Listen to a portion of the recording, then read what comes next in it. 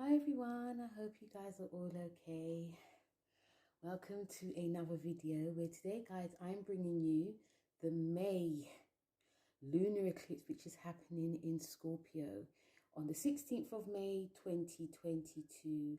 Now this eclipse, lunar eclipse, releasing eclipse, is going to be affecting all the fixed signs 25 to 30 degrees. And also the water signs as well. You're really going to benefit from this. But regardless, it's going to be affecting the fixed signs. It's going to be a very intense time. This lunar eclipse is pretty intense. It's very, it can actually, I'm feeling it's more emotionally, deep emotionally intense. It can actually feel quite volatile. It can actually feel quite, in a way, like there's a controlling element to it. The card we're working with this lunar eclipse is, of course, the Death card, which is ruled by Scorpio. And it's, this is about us having new beginnings, letting go, ending. This is a time of sudden, unexpected changes that can be happening, or it could be upheavals, or definitely, because it's Scorpio, it's like intense emotions. So when we are working with the Death card with this lunar eclipse, this is a time that things can definitely be unsettling for a lot of us. It can also make us feel that even though we are wanting to release and, let go, but also we are wanting to transform, it can feel very uncomfortable, because transition, and remember, we're dealing with fixed water, is not easy. So the transition can definitely be uncomfortable, but also, we're more or less like digging our heels in. This is a time that this card is about making us embrace the newness, embracing change, and also trying, not letting go, trying to transform and let go with our old beliefs and bringing in new belief systems. So during this time, there are going to be definitely shocks that's going to be happening. And this is, we're working with the 8th house as well, which is to do with, death, rebirth, transformation, loans, taxes, inheritances, but also one of the main things as well, I would say, the occult system. This is to do, again, with our relationships. So there can be like some old issues that definitely come up during this time. And it is asking us, this card is asking us to like try and see things beneath it all. But when transformation is happening, it's about positive changes that will be coming for a lot of us. And there can be positive changes that can come. It can come quite quickly, or it can come really slow. And this card is also saying, because card has lots of messages, it's also saying that during this time, there can be surprises. The surprises can be great. The surprises may not be so great, but a lot of us can actually feel very overwhelmed as well. It is about casting off old systems. It is casting off old beliefs, and especially when it's concerning like our shared resources. This is, some of us can actually see during this time that during this lunar eclipse, which is about us releasing, purging, detoxing, cleansing, we're going to be seeing that there are, in terms of like whether it's relationship, whether it's a job, we're going to be seeing where we are actually dependent on. So if we're dependent on a certain job, if we're dependent on a partner because it's actually safer to be with them because of the shared finances. Also, all of these things, because some of us could see that if we are not with something or someone, our life is going to get harder. And in the beginning, it can, because, especially like the new world we're living in, especially when everything's rising. Scorpio actually deals with like taxes. So taxes are high. So obviously it's better to be with in a partnership than be alone, because we don't want hardship. We don't want to struggle. So there can definitely be that aspect definitely happening, you know, financially, emotionally, but it's about being practical. This is a time of being practical and seeing, okay, am I happy? Because there's going to be lots of these emotional questions about, are you happy? And if you're not, there's something that's going to have to give. And this obviously can make it positive. Okay, so this card is just showing us that change is coming. And also, even on a spiritual aspect, with this card, the Death card, you know, it's going to be a time of like a spiritual awakening, a spiritual transition, should I say, in terms of having this spiritual enlightenment. So, and also we can actually see where we're not really getting in touch with our intuition, because Scorpio is a psychic sign. It's the second psychic sign after Pisces. So if we are doing like a spiritual practice during this time, we can see if it's working or if it's not, or if we have to really change, or something's going to make us drastically change with whatever's going to be going on within us. So it's about really connecting deeper to our intuition, but also to our higher conscience, and also about discovering something new, whether we're going to be dragged, kicked or screamed to do it. But we're going to be, I feel a lot of us are going to be seeing that, you know, even the message of this card is that we're going to be seeing where we're holding on to like an old spiritual system, an old belief system, an old way of how we're doing a spiritual practice.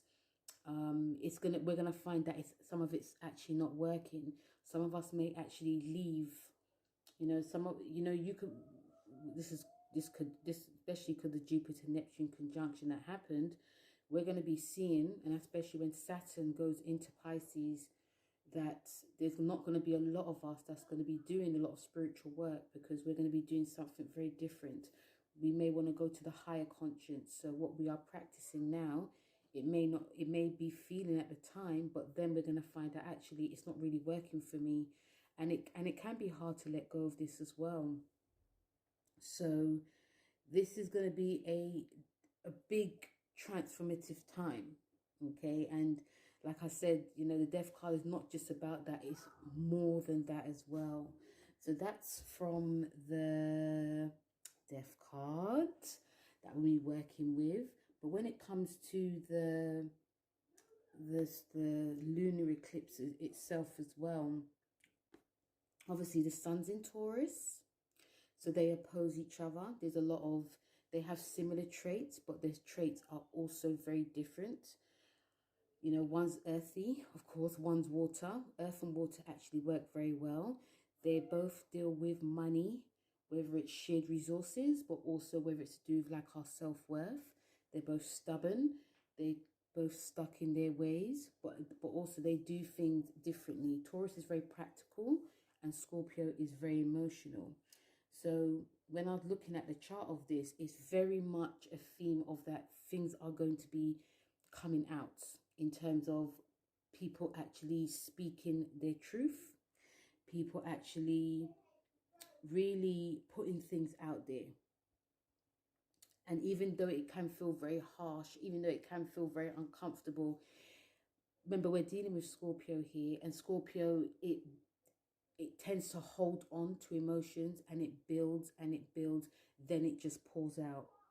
And also I am seeing as well with this is that it feels like something is going on beneath or behind the scenes that we're actually really feeling, because our intuition is going to be really revved up. It's going to be really hyped up now. So we're going to get that sort of energy of something's a little bit fishy here. I'm not really sure, but I'm getting the feeling that something is going on.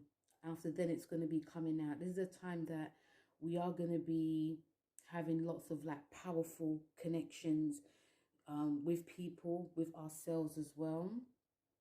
We have, in terms of like the planet conversations, we have, it's, you know, Mercury's in Taurus, it opposes it. You know, we have the trine Mars in Pisces, trine Jupiter in Pisces, and Neptune. It does, you know, one of the reasons why this is going to feel quite a bit chaotic in some way is that we have this, it squares Saturn. Yeah, it squares good old Saturn. And you know, when it because it opposes Mercury in Taurus, this can make us like mentally, like, you know, like you're, it's like for me it feels like, you know, what you're saying and what you're doing is very different. So how you're projecting and what you're thinking is going to be very different, which obviously can cause like a little bit of tension. It can also cause some arguments. It can make us feel that we're not really understood, even though we are pushing, we are speaking, we are communicating our truth and our thoughts out there. Also, you know, in terms of like how we feel, it's not going to be projected very well. It's not like really harsh. It's just that there's going to be like some miscommunication in wanting to be understood and not being understood, wanting to show that you're serious, and people just taking a bit of the mick, basically. People, it actually feels like Neptune. It actually feels a bit like a Neptune thing where, you know, what you're saying, people think that you're lying or you're gossipy, or, you know, that's really not the case. It's just like a huge misunderstanding that's going to be going on. But it's actually really nice because it does, you know, luckily we have Pisces, the fishes swimming. You know, we have Mars there, we have Jupiter there, we have Neptune there, which is giving this sort of like a sense of us having this, you know,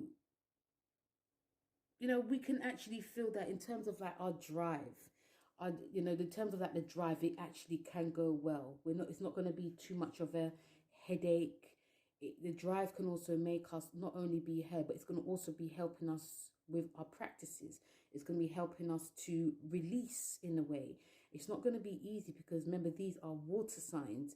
And with Mars being in Pisces, it's actually, you know, traditionally, obviously Scorpio was ruled by Mars, but, you know, the drive is going to be like to be, you know, to, you know, release, but the drive is also to be, you want to feel, we want to transform ourselves. So this is going to giving us this time that is going to be very emotionally driven instead of going to be very fiery.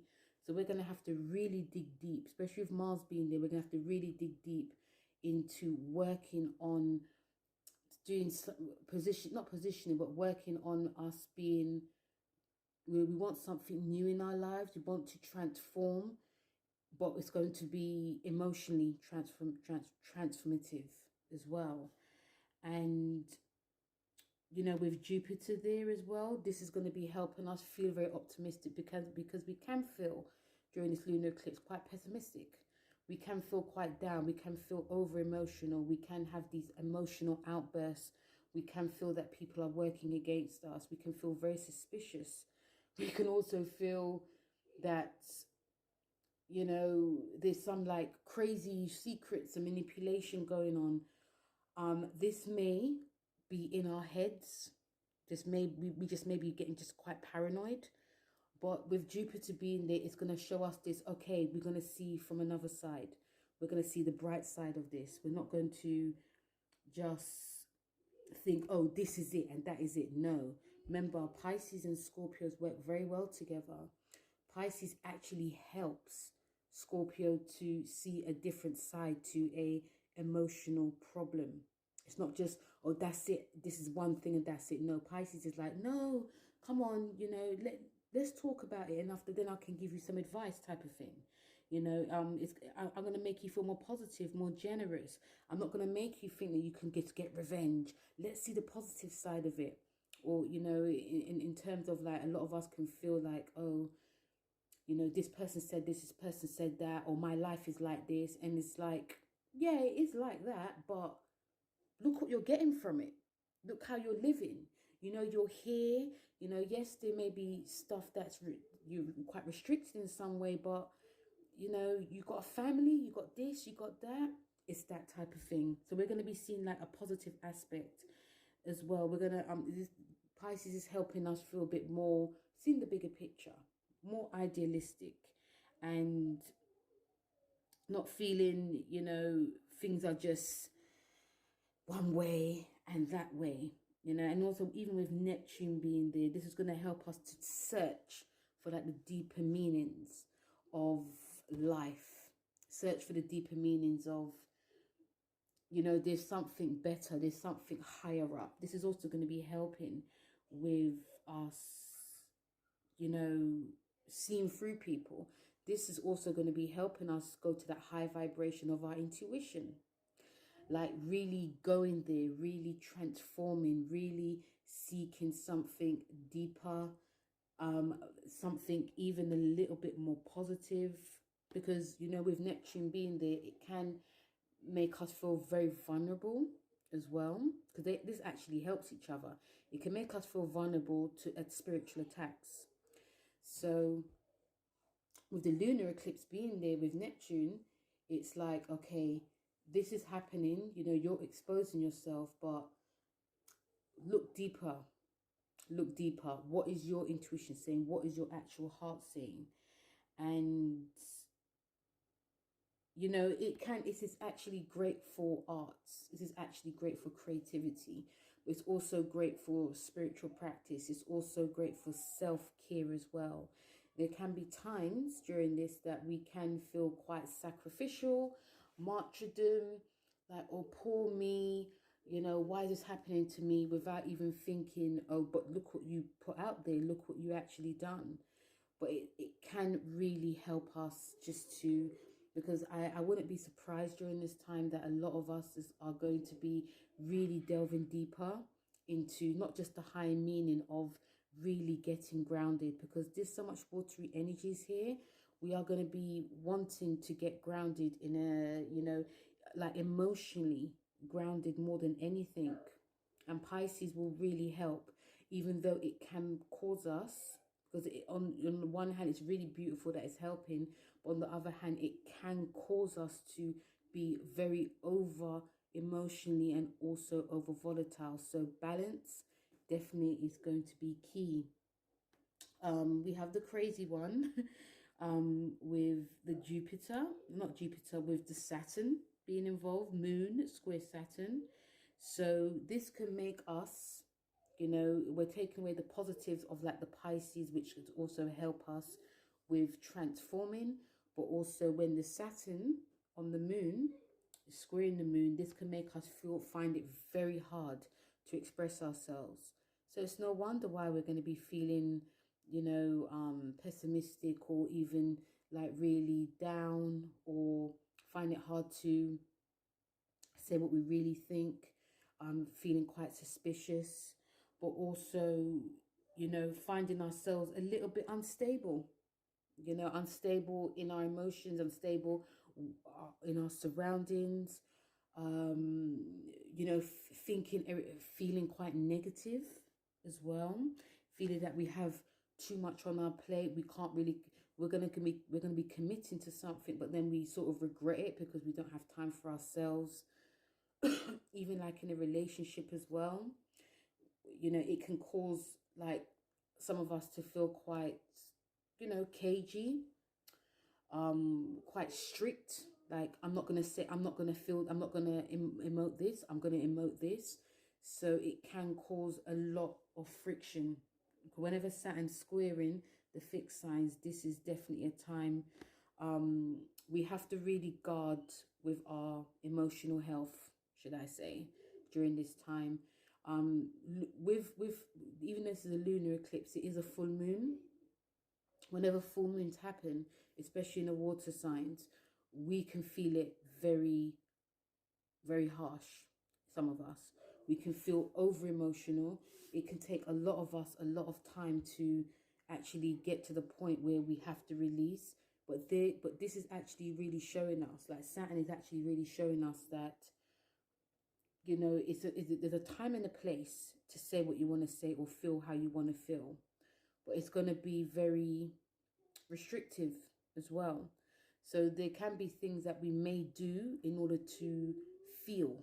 So there can be some addictions. There can be some like craziness going on. Because remember, all water signs, they have an addictive personality. although Scorpio is like one of the strongest in actually restricting it. But if things just get too much, there can be that sort of like destructive, addictive tendencies that can be happening. So you have to really guard with that. But Saturn actually can help us as well into meeting like certain deadlines, but also with certain responsibilities that if we are going too far, i.e., especially because we've got Pisces, which is involved, we can, you know, we can get over emotional, get addictive to stuff. But Saturn can sort of restrict it, like, okay, you've done this, now it's time to stop. Okay, so even though it is harsh, it can help us to cut off like the dead wood, basically. Saturn square can also help us seeing where we need to, what needs to be in our lives and what actually needs to be in our life. And that also can feel harsh. It can feel like, you know, 1 minute someone's in your life and next minute they're just out of your life. And yes, it's very emotional. It can feel very chaotic, but in the long run, especially in this 6 months time, we're going to see, actually, I didn't really need that. I was actually holding on to that, and it was actually sort of like ruining me, and I didn't really realize. So we're going to get, what's the word I was thinking of? We can find this time that, you know, we're going to be, you know, feet type of on the ground, because remember Taurus it's opposite Taurus, but we're also going to come back down to earth, some of us with a bump. And again, we're not going to forget this in a hurry, okay? Because another thing I was going to say is that we have, you know, Pluto, which is in Capricorn, it actually really sextiles it. And this is actually nice because it gives it this, you know, Scorpio is ruled by Pluto and Capricorn's in Pluto. And Scorpio and Capricorns work really well together. So what this actually does, guys, is it makes a bit more, it brings things more home in an intense way. And we can, again, we can feel things very deeply, like emotionally very deeply. You know, but also it can bring out that other side of the deeper emotions of Scorpio in the controlling aspects, the manipulation, and the controlling, manipulation, the sensitivity. But it can also help us open up more. It can help us open up in a way that things need to be said, things need to be heard, things need to be transformed. It can make us feel very overly, and I'm saying this again because this is like, I love this word, it can make us feel very overly emotional. So some of us can come across as extremely intense. It's not just on a personal, I'm talking in general. With Capricorn being in Pluto, this is to do with like our work as well, like our bosses and government and higher up. So there can be things that actually come out now. Some of these things made me ugly. There could be changes at the work as well. Some of us could actually decide, I actually don't really want to work here. We can feel very intense and be very strong-willed, like, you don't like this, I don't like this, I don't like that. And we're going to be expressing it. You know, we're not, it's a time of not really, it's a time that a lot of us may not have a lot of control in what we're thinking and feeling. So it's an intense time. And I feel that across the board, especially because I feel that even though Pisces is actually really lovely for this, I feel that the Pluto and Saturn square is going to be more, it's going to be more prevalent during this time. Pisces just really helps things just to flow, helps us be more positive, help things to just really help us just to, like, you know, move on to that next level, help us with our spirituality practices, which we're going to definitely need. But with Pluto and with Saturn, with the restrictiveness, but also opening up and being intense, I feel that that's going to be playing a big part in this. So there's no wonder why this lunar eclipse is so intensely and emotionally quite up and down and quite volatile. So yes, a big time that's coming, guys. And you know, yeah, I personally, you know, again, I personally feel that it is, I think this is probably one of the strongest ones. You know, again, I use, you know, this is a time that a lot of us may also be seeking to, you know, do like a workout regime, and especially when it comes to like, because you know Scorpio is about detoxing, guys. So working out can really help with this, because some of us can actually feel it during the solar eclipse, which is in Taurus, which we're going to feel for 6 months, and after we're going to start feeling this lunar eclipse really coming on strong. So you know, because like emotionally, and also some of us may actually love what's happening, may love what's actually going on, will love that, yes, things are coming out, I'm transforming, I'm changing, I'm gonna say what I have to say, I am releasing myself from like old systems, old beliefs. But some of us may just be quite weary about, we just don't really know what's going on. A lot of us will feel that we actually need to know what's going on. So again, like you guys know, I love using essential oils. You guys know that I personally, these essential oils that I'm going to be using, I love lavender, because this is actually great for, again, for sleep. It's great for balancing my emotions. It's great for, especially when you put it in the bath as well, some Epsom salts. Epsom salt would be really great, guys, for detoxing, because remember Pisces is involved. Really great for this. It's good for, because some of us may not be able to sleep too much here, because our dreams as well can be very intense. So lavender is really good for it. Frankincense, I've been using quite a lot of frankincense as well. It's actually great for like healing. It's great for purification. It's also great for meditation. So sometimes I just put like a drop of lavender on my palms, or in a mixed blend that I have, put it in my hands, just inhale it and just do like a meditation, which is really great as well. It actually helps to release, like, because there can be definitely like fears coming up. There can be this is going to help us to release our fears, any blockages that a lot of us have as well. This is a time of like rebirth, transformation. This is a time for like really empowering ourselves from like things that are really buried beneath us. So this is really good. Some of you may be wanting to like do some yoga, deep meditation, breath work. Lavender is really great for breath work as well. Also, I use, what other ones I use? I use cedarwood, which is very earthy, very grounded. I love using sandalwood. I've been using a lot of that during like the Pisces, you know, Pisces season, which is really great for like balancing and really good for sleep. I've also started to use, what's other one? Ylang ylang, very good, especially during the Taurus solar eclipse. But I also like using patchouli as well. And patchouli is very, very earthy. Very, very earthy. It's really good for like revival of the spirit, should I say. And it actually can really ground us, ground our bodies, you know, make us like really stay in that zone, stay in that sort of headspace. And it's quite a powerful oil as well, because it's so earthy as well. But you can like sort of like protect yourself with the oil. Regardless, all the essential oils, you can just protect yourself with it. Do you know what I mean? You can really protect yourself with the essential oils. So, but yeah, patchouli is really good. It's so earthy. It's really great for sleep as well. But it's also very much a protective cell. So some people may not want to be around you because they're sensing something. During this lunar eclipse in Scorpio, it's going to be feeling very important that we're going to be protecting our aura. So this is a great time to be, you know, not just setting intentions, but just cleansing yourself, like saging yourself.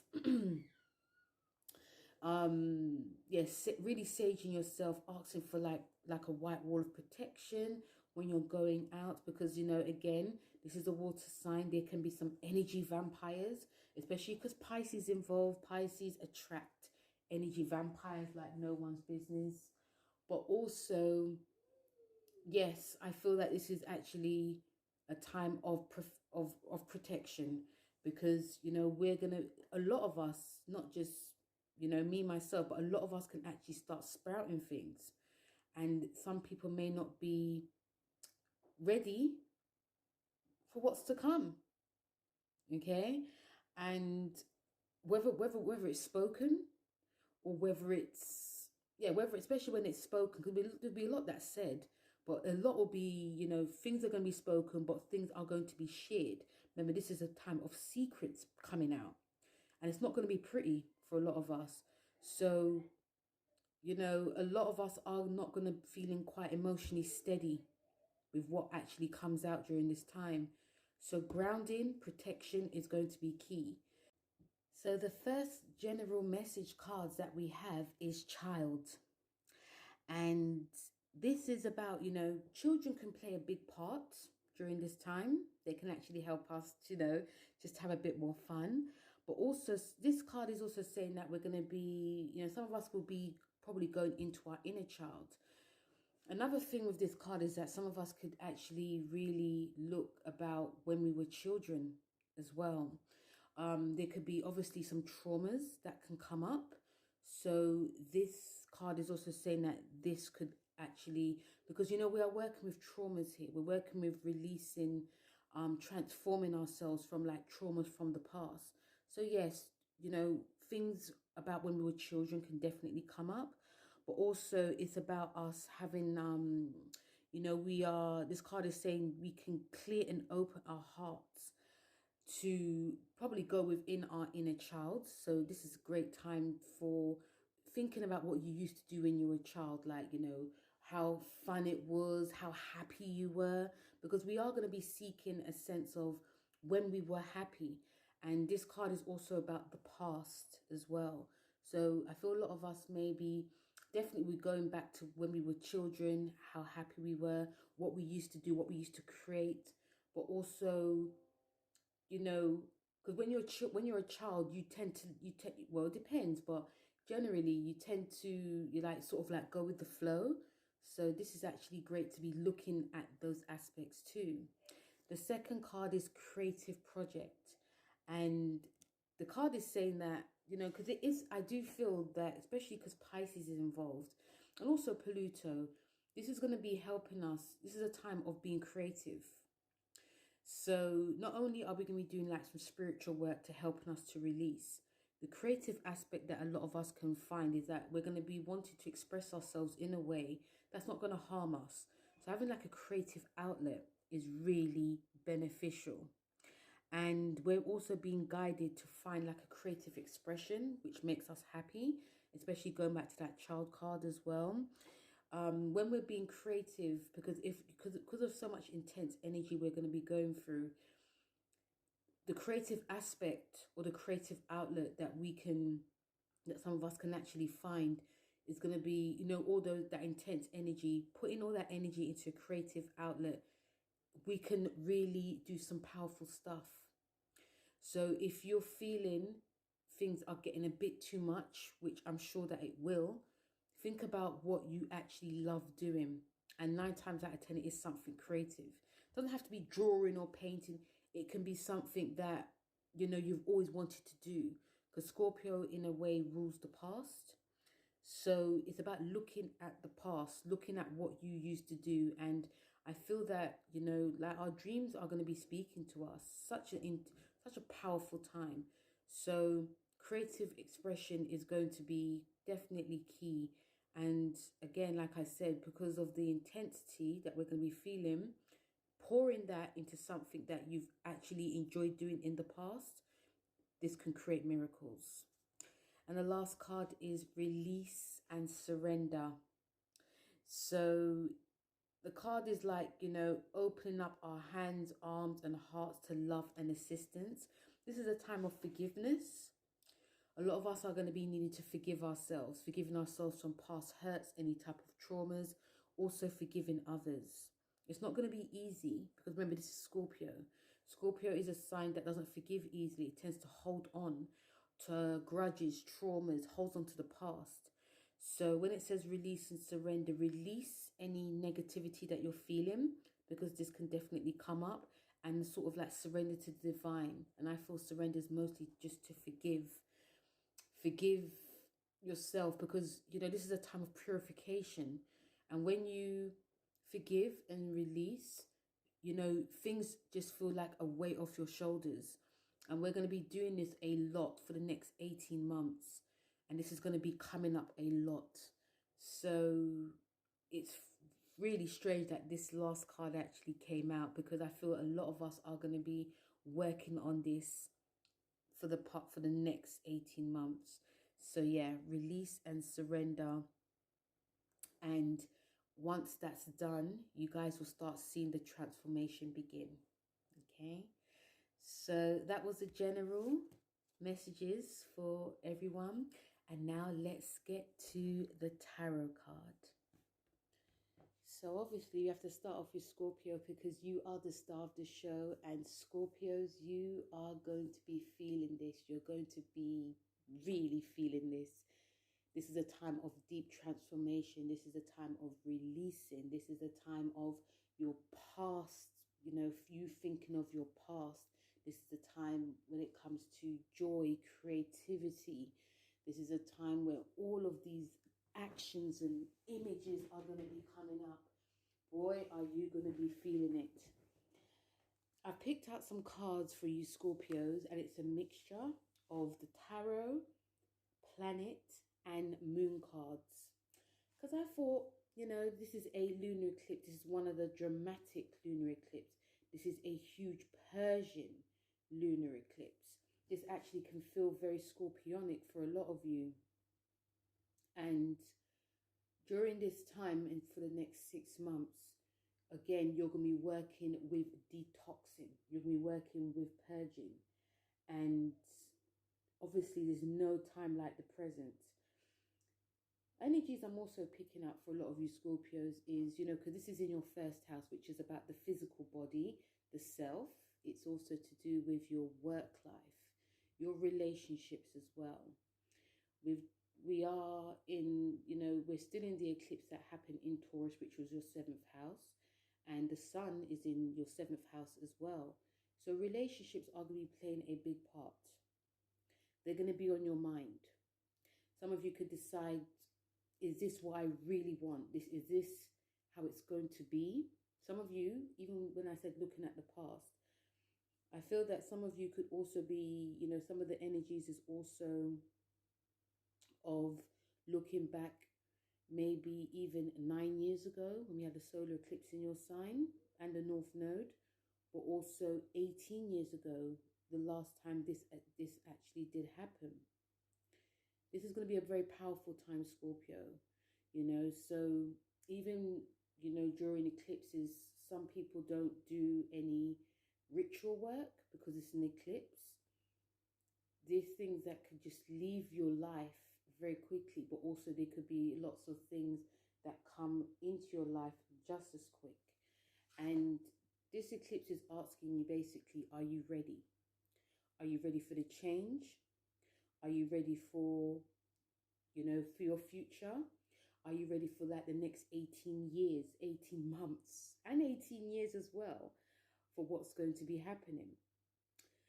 You know, in the beginning, when I pulled out the cards for this, it was the Tower card, which is a Mars card. And you are traditionally, back in the day, was ruled by the Mars card. So the Tower card is about sudden crashes. And it is about endings, but it's also about turbulence. So don't be surprised, Scorpio, if some of you actually feel this huge, you know, general like release coming, crashing and burning, because it's, you know, it's like the old dead skin. The phoenix is actually being shown. You have beautiful, you know, because yes, you do have, you know, the Saturn in your, you know, the square to Saturn, but you also have lovely conversations with Pisces here. And this is going to be smoothing you. This is going to be giving you that determination to try and navigate the changes that you want in your life. And the fifth house, Pisces, is also ruled by your fifth house, which is about creativity and what you love. So going with what you love is really going to be helpful to you now.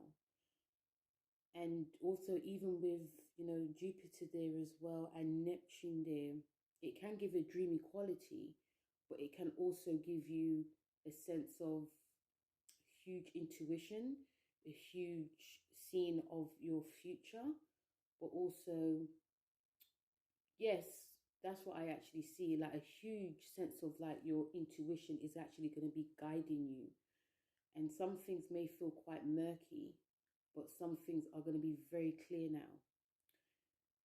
When eclipses are hitting like personal houses as well, there's a sense of wanting to break free, but not knowing how.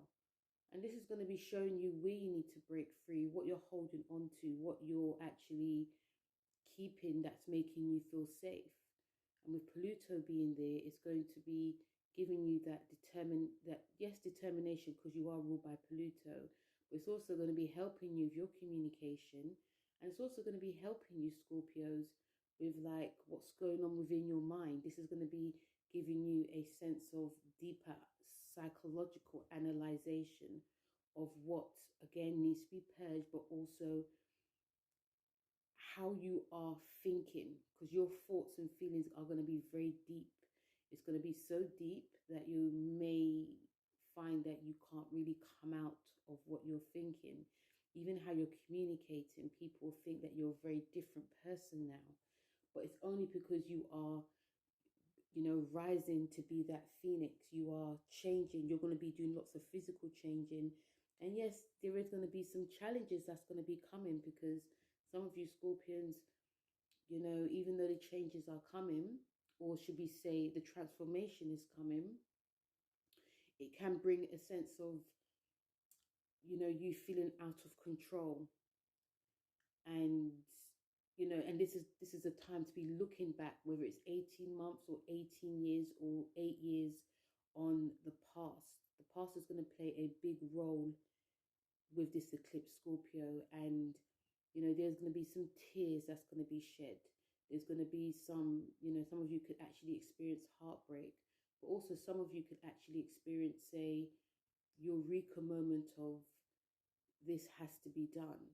And whether you're doing it by yourself, or whether you're doing it with people, or whether you're doing it in like a group situation, this is a great thing. I also feel some of you Scorpions may even be guided to do some really deep meditation work, deep cleansing work. This work could be to do with like dry brushing, Epsom salt, candle work, using essential oils, because things are going to be coming, emotions are going to be coming very high. And then also, in order for you to ground, you're going to have to ground in a way that is not going to be extreme. Okay, so yes, you do, but you do have some supporting work from Pisces, which is going to be helping you. Pisces and Scorpios are very entwined with each other. They understand each other. And also, this is a great time for a lot of you Scorpions to really, if you decided to really get back into the habit of really taking care of your physical self, like doing like a workout, not extreme, but doing something quite physical to let go and purge of old emotions that are going to be coming up. So the cards that you have, the first card is the Ace of Pentacles. And the Ace of Pentacles is showing you like there's obviously the new portal that's opening, whether it's to do with like your finances, but it's also the physical as well. You're going to be seeing things more clearly. There's going to, even if there's darkness there, you're going to actually start seeing like the light shining through. Some of you can actually gain a lot of opportunities. In a general sense, I feel that some of you also, especially if you're going to be working on, creative work, things that you love, and doing some self-care, this card is saying this is a great time to be doing that. Some of you may also be guided to, like, I don't know, open up a new business, or even thinking of having like a business whether it's to do with children or whether it's to do with, you know, something that is very highly creative, or something that you've wanted to do 18 years ago or 8 years ago. This is portals now are saying that, you know, now is the time to be doing it. But also you're going to be revitalized. Regardless of what happens, in the end, you'll be grounded. Remember, this lasts for 6 months. So the groundedness also comes with you being open, but also being honest. The second card you have is Mercury, which is rules the mind. And it's about how you think, write, talk, and travel. So your mind is going to be a little bit on fire because Pluto is in Capricorn, which rules your 3rd house. And this is to do with how you speak and how you write. So this is a great time, and you're being guided to write down your thoughts. Write down anything that comes up, any fears, because there can be lots of fears that come up now, Scorpio.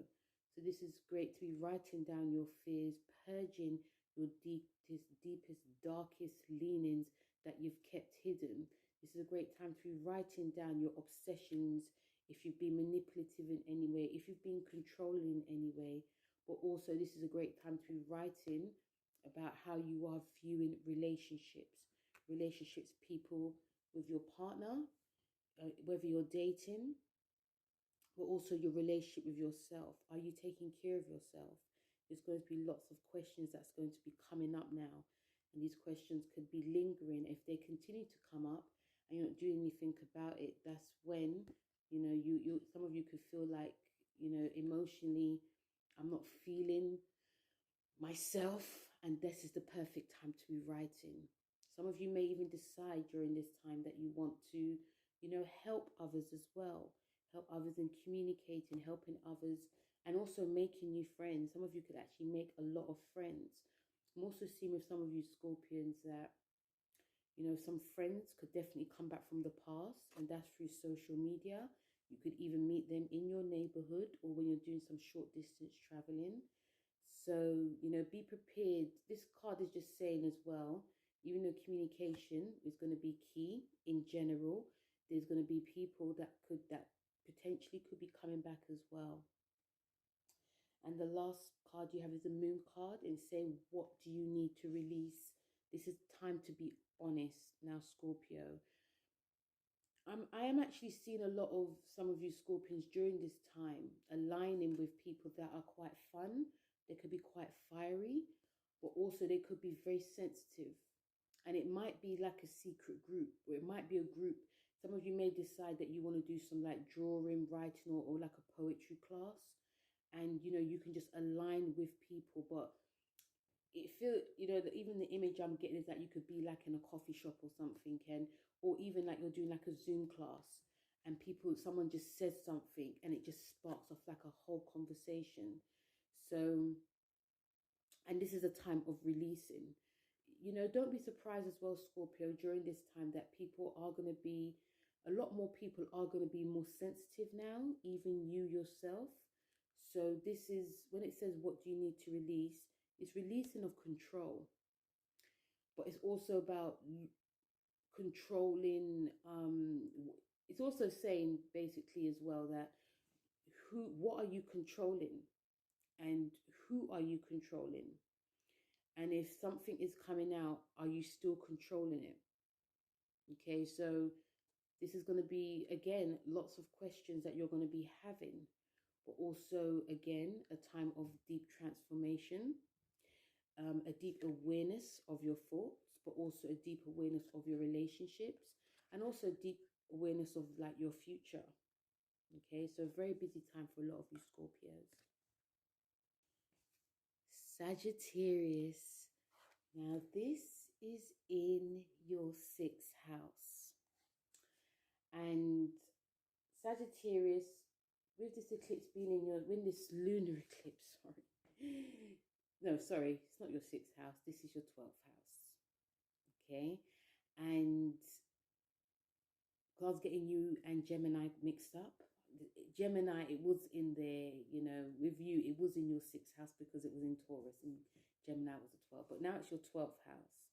And, you know, some of you may even be guided to speak to like a Sagittarian cousin or friend to see what they went through. But because this is a deep leaning of releasing, again, I feel that you Sagittarians, again, there's a huge sensitive side, a sensitivity that's going to be coming up, because this is a hidden house. This is a house of your fears, but also it's a house of releasing, a house of looking back, a house of hidden places, and also secrets.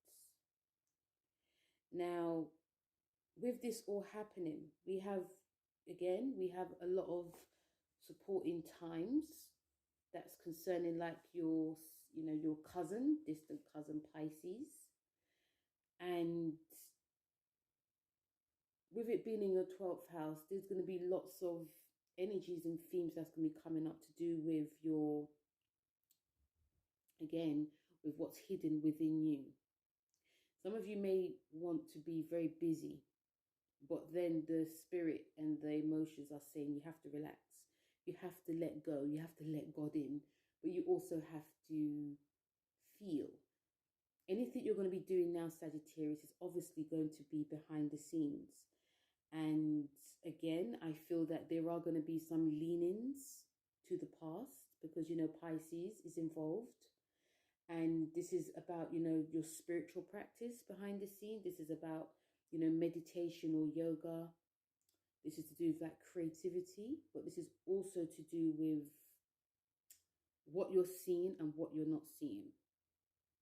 So you're going to, your energy-wise, it's not going to be the highest that you want it to.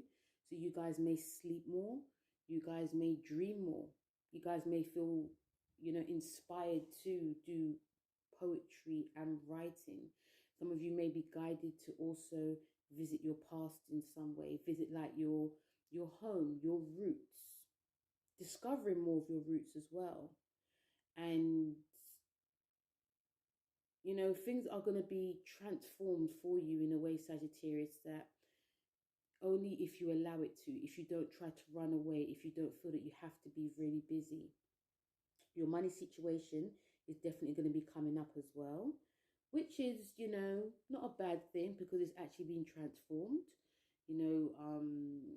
Pluto is being in your second house for yonks, but it's actually making you look at your money, your self-worth in a different way. And because this is such a hidden house, Sagittarius, there are leanings and things of you thinking about, what can I actually do in order, because you can actually see where things are actually going right or things are actually going wrong in your life. And again, this does concern money, in terms of how much you're earning, how much you're spending, but how do you actually see money? How do you see your self-worth when it's concerning your money situation? With the trine to Jupiter, also in Pisces, you're ruled by Jupiter. So even though whenever you go for a 12th house thing, it can feel quite depressing for some people, because especially if you're on the move, I feel a lot of you are going to actually feel quite positive about where things are, but only if you do that inner work. Because the inner work is important, Sagittarius. In order for us to progress, in order for us to understand ourselves, the inner work is of extreme importance. So yeah, I feel that, the driving energy that you guys may want to pursue and put out there is going to have to be in. It's going to have to all be in, but it's also a time that, how you're communicating in a way, you may want to see a lot of people, have lots of conversations, but it can feel quite restricted. But there's other ways of doing it. So I do feel creativity is going to play a huge part for a lot of you Sagittarius. I do feel some of you are going to feel quite a bit, quite restrained, restricted in some way, because you're not going to be thinking you're having fun, but you can have fun. It's just going to be all inside. So the cards you have is the Six of Cups, and this is about the past. Okay, so when we're in that 12th house, the past can definitely come up. But some of you may see the past very positively. Some of you may decide that, you know, there's things that happen in the past that, you know, were positive, and there's some things that were negative, but you can't really change it. So it's all about living in the now. Again, some of you guys could also see people from your past, like especially if you're by yourself, thoughts of people and friends, you traveling, what you used to do. And if some of you may even be very inspired to do something about it. So, you know, and also knowing this, Sagittarius, sometimes when you're by yourself doing that inner work, inspiration really comes. So if inspiration does come, you know, do something about it. Don't just let it go, because this can spark off something, a whole new trend for you. You also have Uranus. And Uranus in Taurus is in, you know, is actually in your 6th house. And this is sparking up a whole new journey for you when it comes to like your, you know, your physical fitness and, you know, your eating habits, but also your daily habits. But with this Uranus card is actually showing me that, you know, during this 12th house action, there's going to be lots of flashes of insights. And also I feel like even in your dreams, there's going to be lots of things that are going to be coming up, lots of strange things. And, you know, you can feel like if you're also, a lot of you may be guided to start meditating, because you're a spiritual sign anyway. So when you're meditating, there could be lots of like images in the mind that can actually spark off something. It could actually, images from like the past can come up that actually spark something, but also there can be some sad images. But know that, you know, see the images that come up, because some of these could actually be flashes of brilliance. But also this is about change. So if you feel, oh, I feel so bored, nothing's happening, there's going to be there's going to be like a mental change that's going to be coming. And I feel that when that change comes, it might be an era of excitement for a lot of you. Okay, but although it's going to be a lot of the inner changes that will be coming will be very exciting. And after then, you got meditate and contemplate. And it's a new moon in Pisces card. And it's funny you got this, because we have, you know, you've got a lot of energies during this new moon, which is in the 12th house. And all of the signs are going to be feeling this sensitive, even the air and the earth. I mean, all of the signs, doesn't matter, you know, whether you're air, whether you're fire, we're all going to feel sensitive at this point. So like I said before, Saggies, you're being guided to meditate. You're being guided to contemplate. Contemplate is about looking at the past. Contemplate is like looking at your future as well. Contemplate is also of being honest, and also seeing life for how it is once you stop moving around so fast. Once you keep still and just be within that stillness. You hear that, Sagittarius? It's just stillness. And it can actually bring a lot of you peace during this new moon. And I feel some of you Sagittarians are seeking peace anyway. But this is like going to be, I feel like this is going to be like one of the first stages of that seeking of inner peace that you guys may be having. And it's going to be a breakthrough, because this meditate and contemplate is about a breakthrough for a lot of you as well. And it's going to be a great thing, although it's still going to be extremely sensitive and an emotional time as well. Capricorn. So this new lunar eclipse, I'll say new moon, this lunar eclipse is in your 11th house, which is about your goals, your aims, your dreams, people who you associate with, you know, your organizations and groups. This is going to be a huge purging of people leaving your life, Capricorns. This could be old friends. This could be organizations. This could be groups. But this could also be ambitions that you've held on to, that you've had. And I'm seeing a lot of you doing some type of ritual, but not like not necessarily like a huge spiritual ritual. It's just like again, because we're all of the signs are going to be purging, but you guys are going to be doing like it could be like burning things, not setting the house on fire, God forbid, but more to do with like forgiveness. So during this time, there can be elements, because you've got Pluto in your sign, which is trining this. And we also got Pisces here, which is to do with like your, the how you communicate, with the Mars, Jupiter, and Neptune there. This is going to be helping you to release, especially with Pluto being there. This is going to be helping you to purge something that you've felt like was like a security blanket. And all the 11th house themes with its friends, things you've associated with, groups, organizations, but also your ambitions. You're going to be purging this, because you're going to see during this time that you're no longer going to need it. And that's one of the reasons why I said that some of you may be doing a ritual. And it could be a mental ritual, because Pisces ruling your 11th house. This is the mental. But this is giving you a spiritual awakening and an alignment, but also helping you to move forward mentally. Mentally, some of you could feel quite unsure about what needs to stay, but also what needs to go.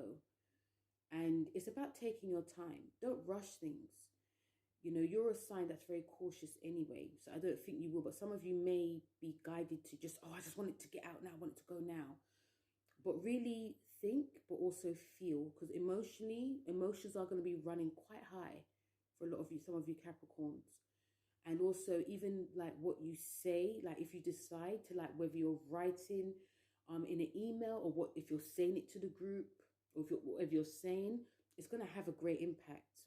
So I do feel some of you may be guided to watch what you sort of say, because, again, we're all going to be feeling this. We're all going to be feeling in our feelings. And some people can take things the wrong way, Capricorns. So, wherever you are, whatever situation you're in, whatever you're thinking about, your dreams, even when you're sleeping, your dreams are going to be flowing, but they'll be very guiding. I feel that your intuition is going to be very, very high. And even if there's some confusion with Neptune being involved, still take the non-confusion part that's going to be coming with it. Again, I feel some of you are going to be doing lots of like writing, speaking, communicating. I feel some of you may even definitely change your job. Some of you may be guided to start, especially if you were like I was going to say inventor. It could be an inventor, but some of you could also want to like write your book, write poetry, working in the media as well. That can be very impactful for you. But also I feel a lot of you are going to be gaining some confidence, because some of you may not want to speak. But now it's, like communicate, but now you're going to get an opportunity that's going to be helping you for your confidence in order to speak. When it's concerning like your friends now, in general, because I feel that this full moon is about the past. It's a lot to do with the past. And I feel that, again, friends from the past could be coming back. It could be from 8 years ago, 18 years ago. You may bump into them randomly, in a random, on the street. Also, remember the 11th house to do with like social media as well. So they could be hitting you up on social media. And I feel that there's a lot of conversations that are going to be very sensitive. It's going to be like a thing of like who hurt who, or, it's like more or less what things need to be said. And when these things happen, Capricorn, it just needs to happen. Even if some of you feel very, because you are very sensitive, but it's very hidden. So even you, Capricorns, even if some of you may be feeling very uncomfortable about what people are saying, for you, the past is the past. But now it's that time to like, okay, let me hear what you have to say. even if you feel comfortable. Or even some of you Capricorns may be thinking, you know what, I'm going to say that you hurt me. You know, I didn't like the way this was left, or, you know, anything like that. You could be guided to just speak your emotions. And even if, again, even if you feel comfortable, when you leave that situation, it's going to be like, I actually feel quite better for it. Because Pluto being in your sign, Capricorn, it is transforming you in a big way. It's transforming your physical, your mental, it's transforming your jobs, it's transforming the way you live, the way you think, it's transforming you. Okay? And again, it's a good thing. Okay? So yeah, and also another thing I was going to say, you know, I feel like a lot of you are going to be like changing jobs during this, not just like naturally changing jobs, but you're going to be guided to communicate as well during this time. And it will be definitely to do with like social media. So whether you're getting a platform, or you can get like lots of beneficiaries coming, or people that are going to be helping you, this can actually bring in money, because with Saturn being in your second house, it's actually showing you a different way to be earning money. Some of you may be guided to go back to the basics, but also essentially you guys are being guided to earn money in a very different, unconventional way as well. Okay? And some of you are going to be seeing that you're not having the same amount that you had before. You're having a bit less, which some of you may, again, not be liking. But, you know, the world is very different now, Capricorns. So by you changing like your mindset, this can bring in a different stream of income. But regardless, the whole 11th house theme, Capricorns, is going to be very transformative in terms of like your goals now. Your goals are definitely changing. And it's really going to be a very powerful time. It's like some of you are going to be thinking and feeling outside the box. So the first card you got is the Five of Cups, which is about a loss, but also it's about changes that are happening. And when I said about people coming back from your past, it's not to say you have to stay in the past, because the future is brighter, but also the future is making you see who went wrong, but where you also went wrong. If there's going to be blame coming up during this time, Capricorn, sometimes the blame is not others, it's to do with ourselves. So anything that comes back, or even you looking back, is only for you to learn from. But also, again, the number 5 is about changes. So whoever leaves your life, whoever comes back from your life, there's going to be new things or new people, new goals coming back as well. Second card you have is Pluto, and you've got Capricorn. You know, Pluto's in your sign, and it's about transformation, but taking a leap and rebirthing yourself. So during this new moon, you're taking a leap. You're actually going there. You're actually purging. You're actually detoxing, but you're also actually willing to be uncomfortable. And that's one of the main themes about Pluto being in your sign. But with this Pluto card, is like this card has got a phoenix here. So you guys are going to be rising up, even if sometimes things, you know, because you're a sign that actually likes the past. You're ruled by Saturn. It's to do with the past. It's the hard taskmaster. It's also a karmatic time. But also, if you're trying to do good, you're going to be transformed. If you're doing bad, you're still going to be transformed. There's lessons in this card, is also saying that you're going to be learning from during this lunar eclipse, but you're going to come out more powerful for it. Even if things are going to be extremely uncomfortable and extremely sensitive, extremely emotional, lots of tears, you know, I was going to say tantrums as well, that could happen too, but you're going to be transforming from it. The last card you have is don't let pride get into the way. And I feel like this is to do with friends. This is to do with people coming back, but also this is to do with your mindset. If something needs to be changed now, Capricorns, don't let pride get into the way.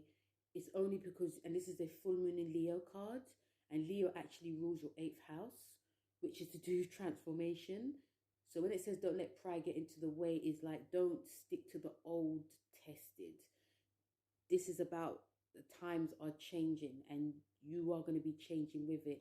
Listen to your emotion, because Pisces being there is making images, emotions, how you communicate, how your writing really flow.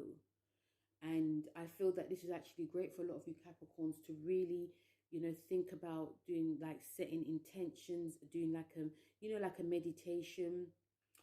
Because the meditation could actually ground you. They could be giving you some deep answers that some of you could be seeking, but also this heightens the intuition as well. But don't let pride get into it. If something is being asked of you to change, especially in your heart and your intuition asks you to change, don't let pride get into the way. Okay? Aquarius, this lunar eclipse is falling into your 10th house. Again, you are going to be feeling it, okay, very deeply. And it's not to say that it's going to be an easy ride for a lot of you, but it's not going to be such a bad ride. I think obviously because, you know, you've got Saturn, which is in your traditional home sign, is helping you to a point, but still there's this whole like energy that is, you know, connecting to your career in such a way that you guys may be feeling and thinking of changes. Now, if you're thinking of changes when it's concerning your career, that means there's something that has to move. There's something that has to go. There's something that has to change. And some of you may, again, be digging your heels in, because whenever Scorpio arises, that's when you rise. It's like you're rising from this phoenix. You're rising from the ashes as well. You're what you want, and you are going to be seen. But also there's a hidden element to this, because what this can also bring for a lot of you Aquarians is like trauma concerning your career, how you viewed your career for a very long time. This can be from 8 to 18 years ago. It's also making you look at how far you've actually come. Now, if some of you are like CEOs, or, you know, you own your company, there's going to be changes that comes. And if some of you are working for someone, again, there are going to be changes that comes as well. You have the Saturn, which is happening as well. The conversation of Saturn, which is happening, is going to be giving this like sort of like making you feel quite stuck in some way. Like you feel you have to have these, you feel you have to tend to responsibilities, but also you are, there's an energy of, you know, looking at the bigger picture. Something has to move. Something definitely has to change. And this can cause this like tug of war, this tug and pull, but also it's going to be showing you where you're holding on to, where you're not releasing. And also with the Piscean energy, because Piscean energy can actually help a lot of you Aquarians. This is making you look at your, you know, your, not only just your money, your finances, but also making you look at your past. How you are viewing your finances, how you are viewing your self-worth. This is going to be a time where you're going to be looking at, are you being respected? Are you earning enough? If not, what can change? Are you comfortable? And are you just doing this because you feel you have to tend to responsibilities, but also are you getting your money's worth in some way? Are you being creative? Are you doing like your due diligence when you say that when you say what you want to do? Are you actually doing it? It does feel very much a sensitive time as well for a lot of you, some of you Aquarians. Was also giving you sort of like drive. I can see a lot of you Aquarians are being, you know, again, there's lots, I feel for all the fixed signs, lots of questions are being asked, but also there's lots of burning of old stuff happening as well. And because this is in your 10th house, you know, some of you could also find that you're finding up hidden secrets, digging up secrets. This could be to do with a boss, or, you know, you as yourself if you're a boss. But also this is about looking at yourself as well, and your self-worth, your self-esteem. There can also be a time where you guys may overthink, may overdo it. There may be an energy that you're having to rein things in as well. But I think because Saturn's there, it's going to be helping you and guiding you in a way, even though there are going to be, there can be a lot of frustrations that come up as well. And, you know, change is never easy for all the fixed signs, and even you yourself, Aquarius. So the energy I'm feeling here is guiding you to sort of like try and go with the changes that are happening and see where it actually takes you. So the first card you have is the King of Pentacles. Now, the King of Pentacles is, I feel, might be actually one of your greatest guides. Okay, might be one of your greatest guides. You might even see someone, maybe a King of Pentacles, that actually comes into your life now. This is a card of solid. It's a card of grounded. It's also a card of wealth. The businessman, the businessman, the businesswoman. And it's also about, you know, status, responsibility. So that's one of the reasons why it's actually good that Pisces is involved in this as well, because it's going to be showing you what's lost, what your needs are, and, you know, how you value yourself in some way. So I feel definitely you guys are going to be upgrading yourself. You're going to be thinking very differently now. You know, there's a whole new change that's going to be coming for a lot of you. And, you know, there's no time to be digging your heels in any way. It's like whatever you make your mind up about something, you're actually going to be doing it.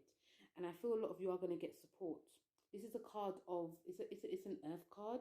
So it is a card of it's a fixed card, and it's also conservative. So any decisions that's going to be coming, Aquarius, you're going to be taking your time. You're not going to rush. But once you do make up your mind, you're going to be changing. You also have the Neptune card. And, you know, Neptune is involved in this. And this is going to bring this sort of like dreamy quality when it comes to like your career.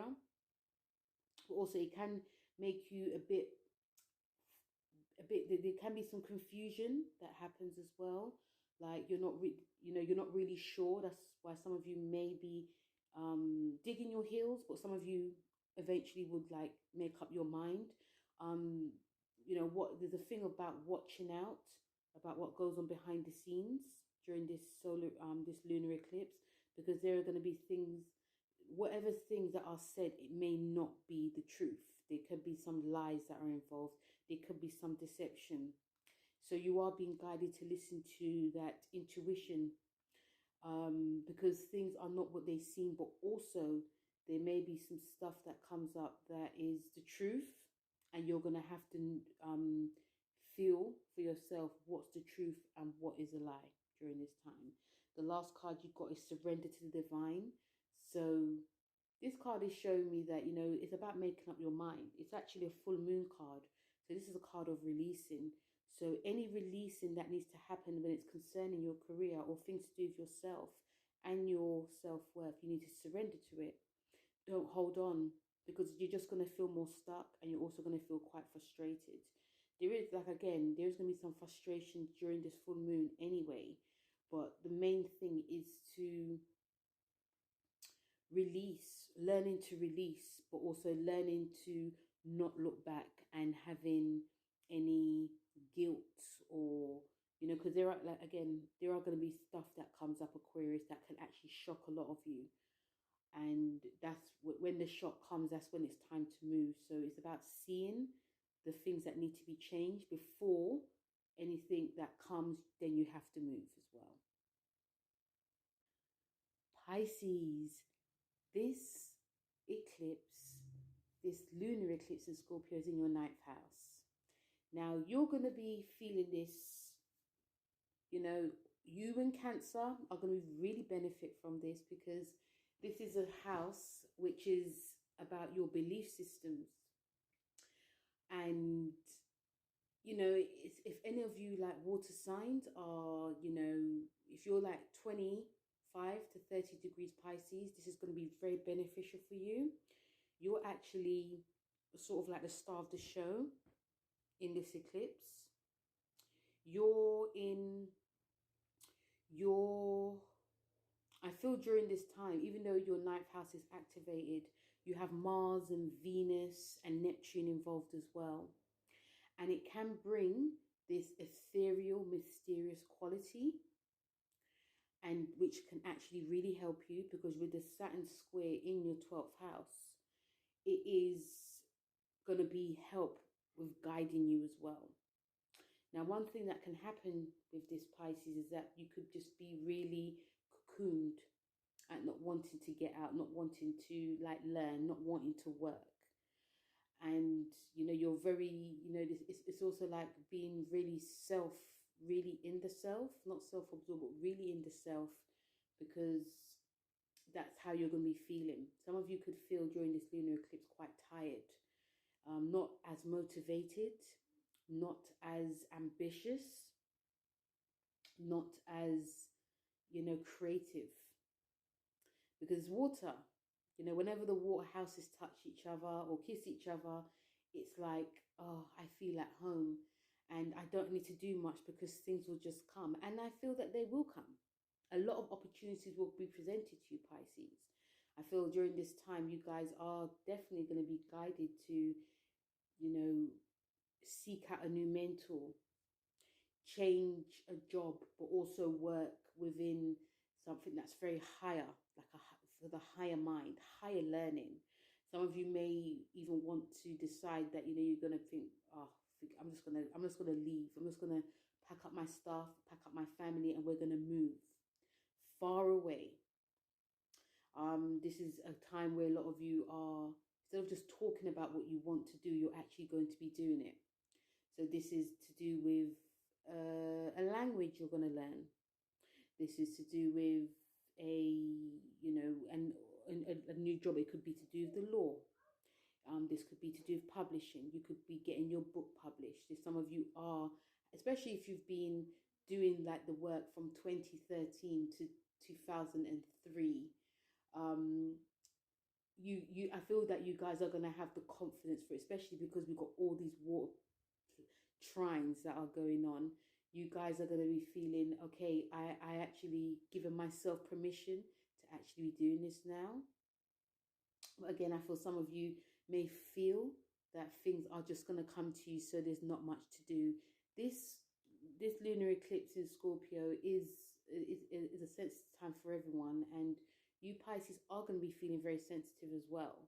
But you guys are also being guided to, you know, if you have any ambition to do anything within learning, spirituality, writing, publishing, I feel this is the perfect time to be doing this, because you'll see between now and 18 years later or 8 years later how far you've come. Yes, and also I feel a lot of you Pisces are going to be feeling extremely confident as well, because of all the water, you know, with Pisces being involved in this. You guys, your intuition is going to be on a high. Your intuition is going to be on point. You're going to be feeling, it's a case of whatever you're thinking and saying, it will come. But also, because this is a Scorpio house, there are hidden things that will come to, hidden traumas, hidden fears that could be coming. Some of you who are not feeling ambitious or don't want to do anything, that could be to do with things that you wanted to do, but you're too scared to be doing it. It's too scared to be seen, it's too scared to learn, too scared to publish, too scared to venture in something that seems too big for you. So that's something you're going to have to be dealing with. And the spiritual practice, if you are doing a spiritual practice, especially if you've got Jupiter-Neptune conjunction, which is going to be for the next 13 years in your sign, this is going to be, you know, you're going to be the star of the show for the next 13 years. So listening to that intuition, Neptune can give you that side, Pisces, of making you feel quite delusion, making you also think that things are actually better than it actually is, with Jupiter being there as well. It can give you this, oh, I don't need to do much. I don't need to, you know, things are just going to work out, and it actually isn't. So when that happens, Pisces, what do you do? So it's best to, again, get into listening to that spiritual heart, especially listening to your intuition, because again, it will guide you well. it will also help you to sort of like stay on track. It doesn't matter if you're daydreaming at this time, Pisces. It will help you. You know, I do feel that a lot of you have started something and sometimes it does veer off. But now it's like, I've started something, I'm going to finish it. That's what Scorpio is teaching you, Scorpio, Pisces. Whatever you're starting, it's now time to finish, or it's now time to just keep continuing. The card you have is a Knight of Wands, which is about getting what you want. It's about charging forth. It's a fire card. So some of you Pisces are going to be very fiery. Some of you Pisces are going to be, you know, going forth for what you want. This is a brilliant time to be doing this.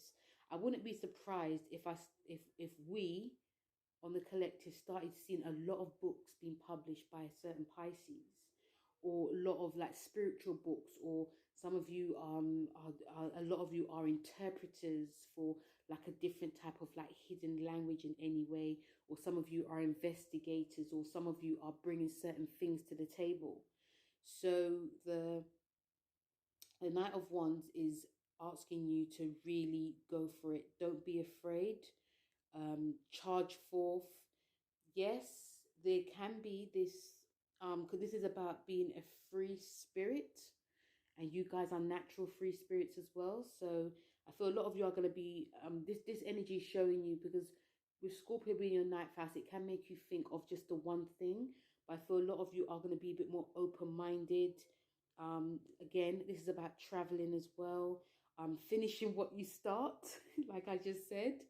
All what I said, I feel that this card is just saying it for a lot of you. I feel a lot of you are going to be feeling very confident now as well. I feel the confidence comes because you're going to be staying on track. Okay, and Knight of Wands is guiding you to really stay on track with what you actually want to do as well. And it's also good. It's also really great for your energy. You know, your energy, even though sometimes you guys may feel quite tired, your energy is really going to be there. But listen to your body as well, because you can, there's an element of overdoing it as well. The second card you got is the Sun card. The Sun card is about, you know, this card is saying is about your immortal spirit, purpose, and destiny is involved. So your destiny is going to be fulfilled now, Pisces. Some of you may be scared because, you know, some of you actually know that good things are actually coming. So that's why some of you may be pushing back. But go to that destiny. The Sun card is ruled by Leo. Okay, Leo rules your sixth house, which is about your daily routines. So having a daily routine, a set routine, will really help you now. Go to the light, because you guys actually see it. Work is about, this card's about working hard as well, but work with your energy too. Do some swimming, you know, do spiritual, but also do some swimming, do some dancing. This can actually give you a bit more energy. And do meditation. The last card you got is expect powerful change, a new moon eclipse. This is a new moon, so powerful changes are coming, a new beginning is coming, Pisces. Are you ready for it? And if not, ask yourself why. Remember, Scorpio is a psychological sign, so it's always got questions to ask. It's always wanting to delve deeper. So this is actually a great time for you to be doing some deep psychoanalyzing work yourself, or with someone, you know, if you're not reaching your full potential. So this card about expect a powerful change. You're going to be changing within yourself. There's going to be lots of brand new things coming to you, only if you put the work in, because it's an easier time now not to put no work in. Aries, this lunar eclipse is in your 8th house. Very scorpionic house, very dark house, a house that some of you can consider the house of pain, but it's a house of transformation. It's a time that a lot of you Aries are going to be, again, emotional. I think that's the word I'll say, emotional time, but a house that is to do with, it's a Scorpio house. It is to do with your joint finances. It's also to do with debts, loans, taxes, rebirth, transformation, but also fears, deep psychoanalyzing. It's also to do with the occult. So I feel some of you guys will feel very extremely powerful, but in a very emotional way. There's going to be a rise of some of you Aries, because remember we have the Jupiter, which is in your sign as well. It was coming up into your sign, and this is going to be actually highlighting a side that needs to, it's like a shadow side that needs to actually come out for a lot of you Aries. And this card is saying, you know, this card, the message is saying you can run but you can't hide. So I feel a lot of you Aries may be, you know, thinking or feeling in a way to just keep going. But you're going to be slowing down a bit. I feel a lot of you are going to be slowing down because it's about seeking answers within instead of seeking answers from people or outside. And sometimes when we're seeking answers within, it can feel very emotional. It can feel quite chaotic, but it also is a release. Are you ready to release now, Aries? Are you ready for that transformation? Are you ready for that emotional change? Some of the other questions that are coming up for a lot of you Aries is sense of control. During this time, Aries, some of you may want to, you know, again, continue to be how you've always been. And that could also be, you know, starting new projects, initiating action, just, you know, being fiery, charging forth. But when it's time to stop, do you get anxious? Do you get angry? Are you argumentative? Or do you allow yourself to feel now? It's funny that this is in your house. Well, it's not funny, but because this is in a house of, you know, because you and Scorpios are very similar. Just that one is very sensitive. It's driven by its emotions, and one is driven by fire. And when this happens, Aries, when this whole emotional sensitivity will actually come out, some of you may feel that, you know, I'm comfortable with how I project. I'm comfortable with how I say things. And that's not really the case.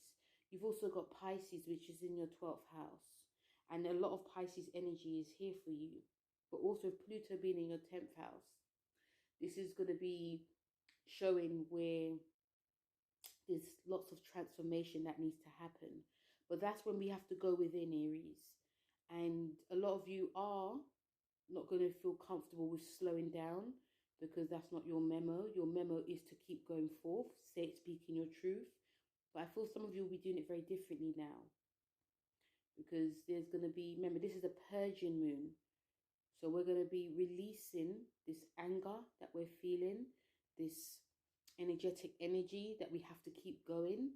We're also going to be looking at our careers differently, looking at ourselves differently on a deep emotional level, but also be willing to be truthful, be willing to transform our truth.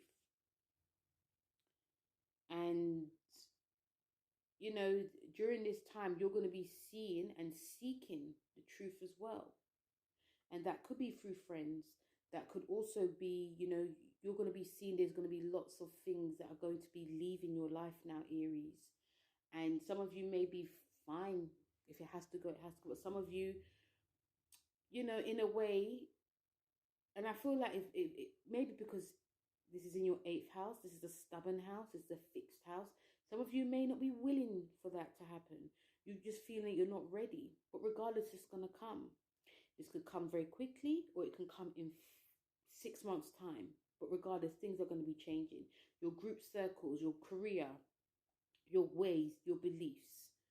And this is actually great for a lot of you to be doing some soul searching, whether it's through meditation, occult work, or just reading, you know, spiritual work.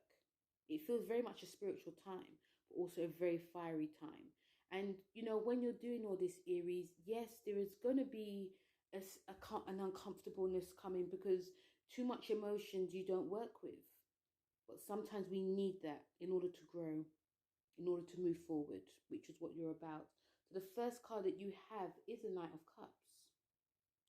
And the Knight of Cups is about messages, it's emotional messages. And I feel a lot of you are going to be having lots of messages that's going to be coming up to you. You could be, you know, during this time, there could be people from your past that could be coming up, or old traumas that could be coming up as well, from an old lover, from, you know, friends as well. And I feel some of it's going to make a lot of you just think like, let me see what's in this. Instead of me just doing what I need to do, like walking away, running away, or, you know, just moving on to the next thing. Let me just deal with this. This card is saying actually just deal with what is going to be coming up. This card is also about, you know, being sensitive, invitations, warmth. It's also a psychic card. So I feel that you are being guided to feel, but also you're being guided, you're inviting a new side, a new sensitive side. You're inviting these emotions, you're inviting the tears to come. You're invited to be a bit listening more to what the messages that are going to be coming for a lot of you. And they will come. Second card you got is Mars. And the Mars card is about you're ruled by Mars, which Scorpio was ruled by too. So this card is about your energy, your fire, strength. It's a fighting spirit. So this card is telling you to fight not fight the inevitable, not fight the emotions that come, not fight the changes that will come within your career, your friendships, your goals. Not fight it, let it in. There's going to be a time that a lot of you Aries are going to be feeling quite burnt up, quite fired up, quite argumentative. But remember, this is the psychoanalyzing house, and this is going to be showing you why you're acting the way you are, why you project the way you are, why you say what you say, why you need to move away from things that feel too sensitive. You know, using the Mars card, which is your card, in a positive way, will actually help you to move and transform. You know, so any energy that's burning within to be coming out, let it come out, but don't run away from it. This card is about the body, the physical body as well. So you're also being guided to move, because there's a lot of toxins that are going to be involved here, Aries. Scorpio is ruled by toxins. It has to detox. So whether you're doing the sauna, whether you're drinking more water, whether you're doing Epsom salt baths, whether you are eating healthier, whether you're running or sweating it out, release. So some of you Scorpions may even just you know, even if you're doing like hot yoga as well, you're going to have to release a lot of toxins that come out. The last card you got is the answers you need are coming. And this is the full moon in Gemini card. So there are questions that's going to be asked.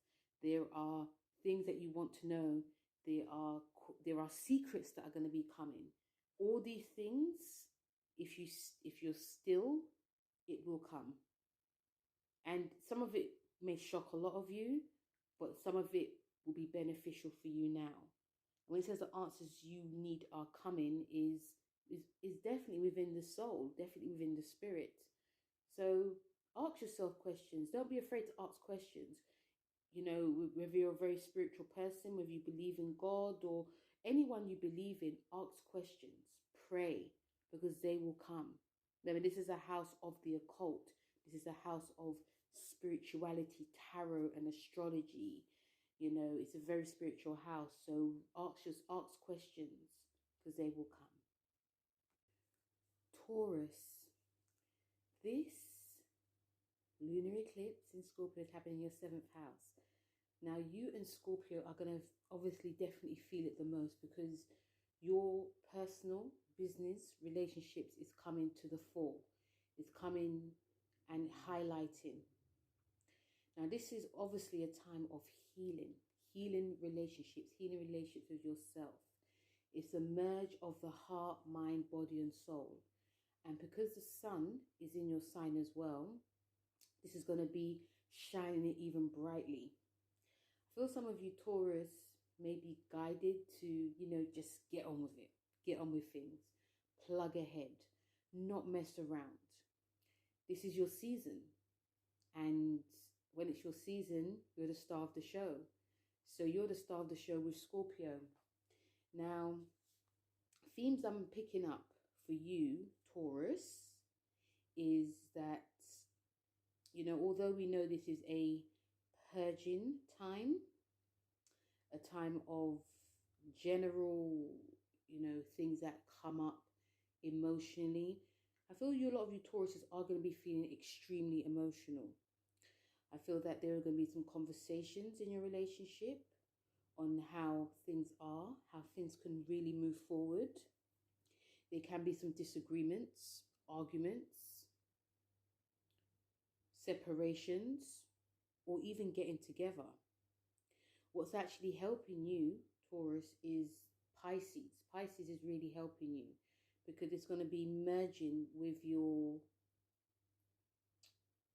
what's the word? It's actually merging with your sense of belonging to groups, organizations, but also a sense of belonging to your aspirations and your dreams.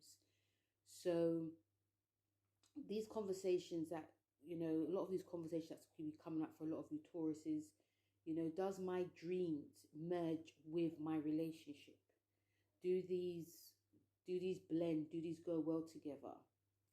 Am I pursuing my dreams and goals? Because remember, you know, because I feel, because of this Scorpio sign, yes, it is to do with like the deep emotional stuff and trauma, but it is also questions, because Scorpio, your sister sign, brother sign, you know, your opposite, it's always asking questions. It always wants to know what's going on. What's the deeper meaning? Why is this happening? Where is this going? But also for you, it's like, what am I holding on to? You know, we are in the eclipse that's in your sign. That is also lasting for 6 months. So some of you can feel things are quite turbulent. Some of you can feel things are, you know, even though you're a fixed sign as well, there can be a sense of stuckness that's going to be going on. And I think because Uranus is also in your sign, some of you are actually really being guided and being moved to break away. And again, this can take a while, but also once it erupts, that's when it's just like bam. Your sense of self, because you know the 7th and the 1st house, they're very connected, is also to do with like your work life, your career. And, you know, all the fixed signs again are going to be feeling this. But for you, you know, if there is any stress or strife in your relationship, that might be to do with your career. Like, are you, you know, you're probably working too hard on, you know, making sure other people are happy, but also yourself, you yourself is not happy. Or, you know, you're working hard on your responsibilities. So these are also going to be coming up, which definitely can cause, you know, stresses and arguments, and, you know, and it's not just arguments within your relationship, but also who you're working with in partnership, whether it's a boss or a team you're working with as well. And even your ideals and beliefs are changing. Your, you know, this sense of, you know, I'm working hard for this amount of money, but now you're going to be seeing, is it actually worth it? Is my physical self, can it handle it? Or am I okay? This is the time to really check into yourself now, Taurus, because the physical body is going to be playing a huge major part with this.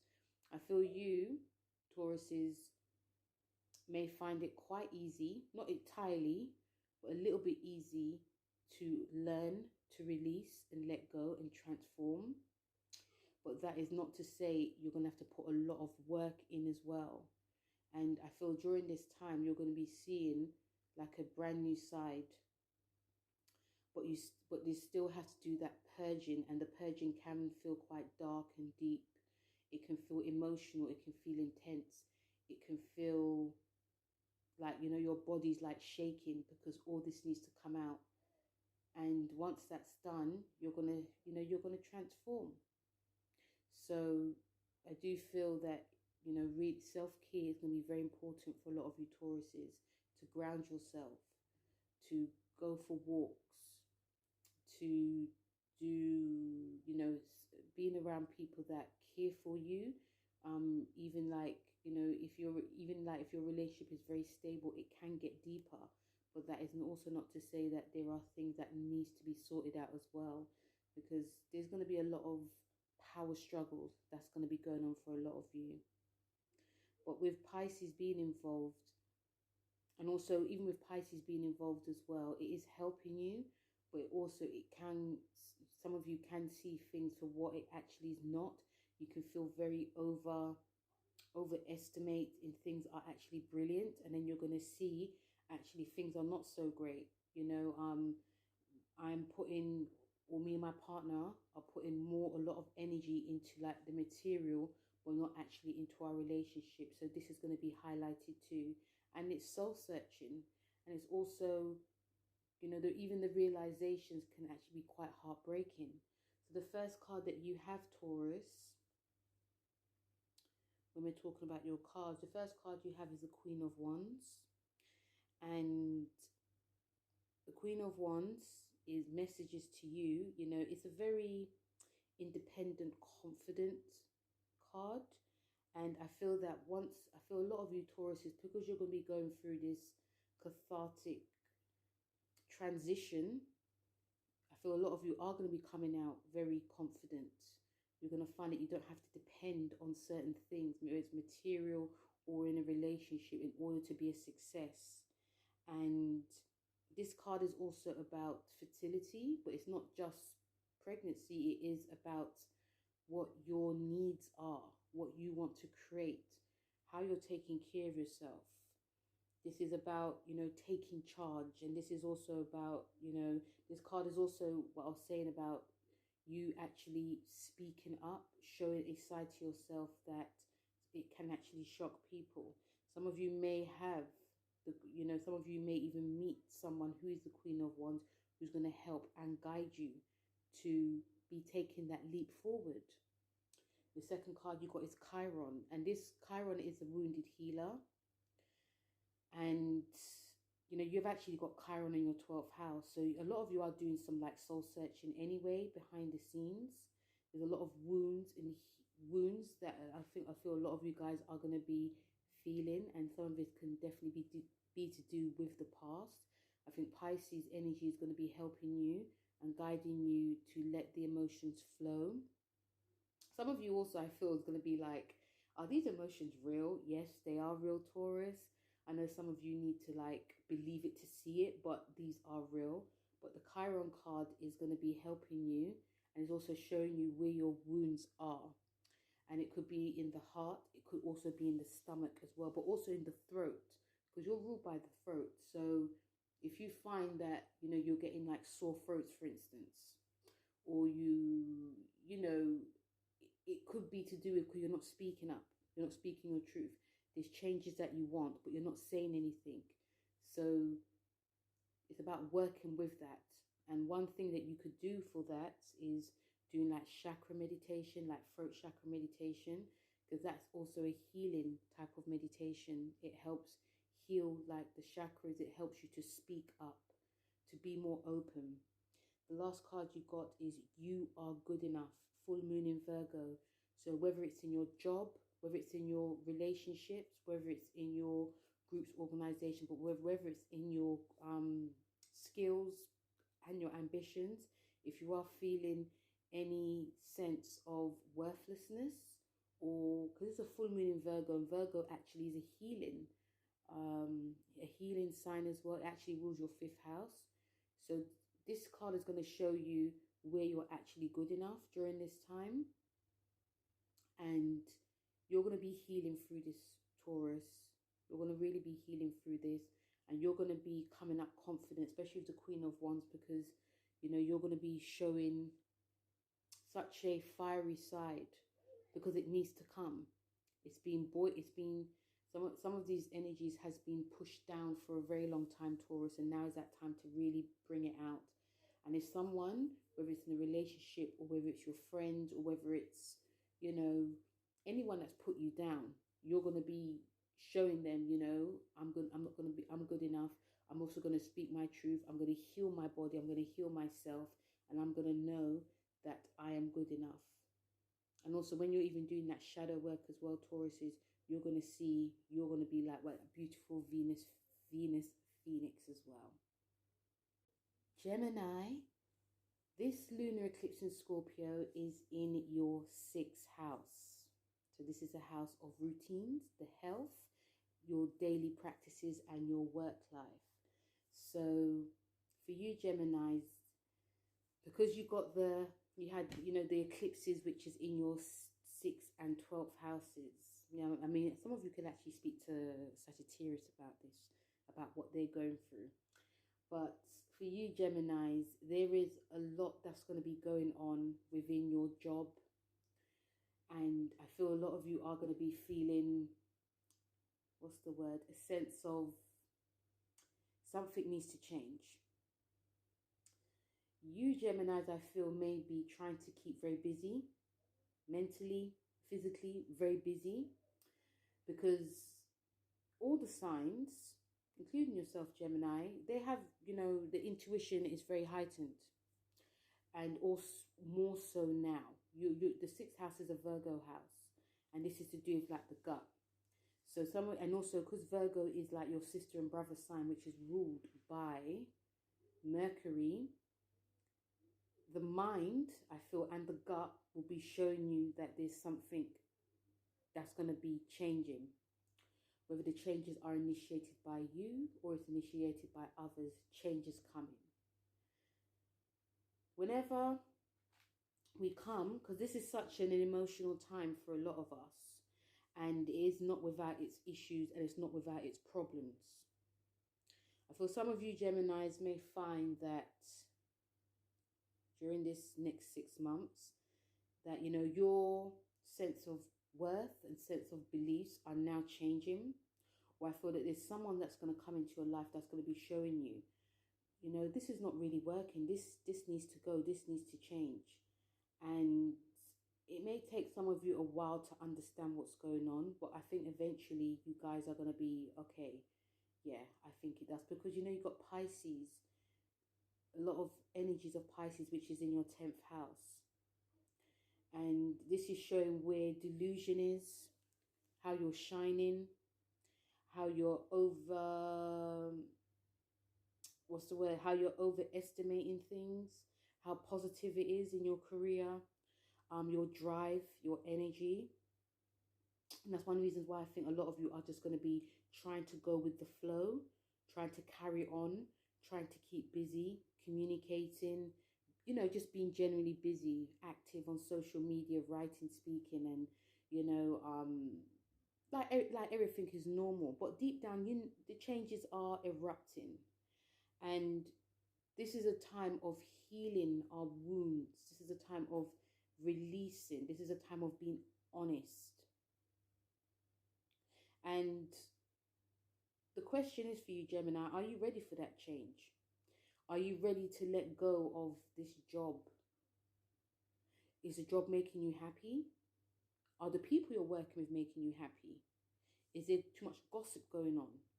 Are you actually showing your sense of, are you working hard or are you working too hard? Have you been promoted? Are you doing too much? Are you working on behalf of others and you have no time for yourself?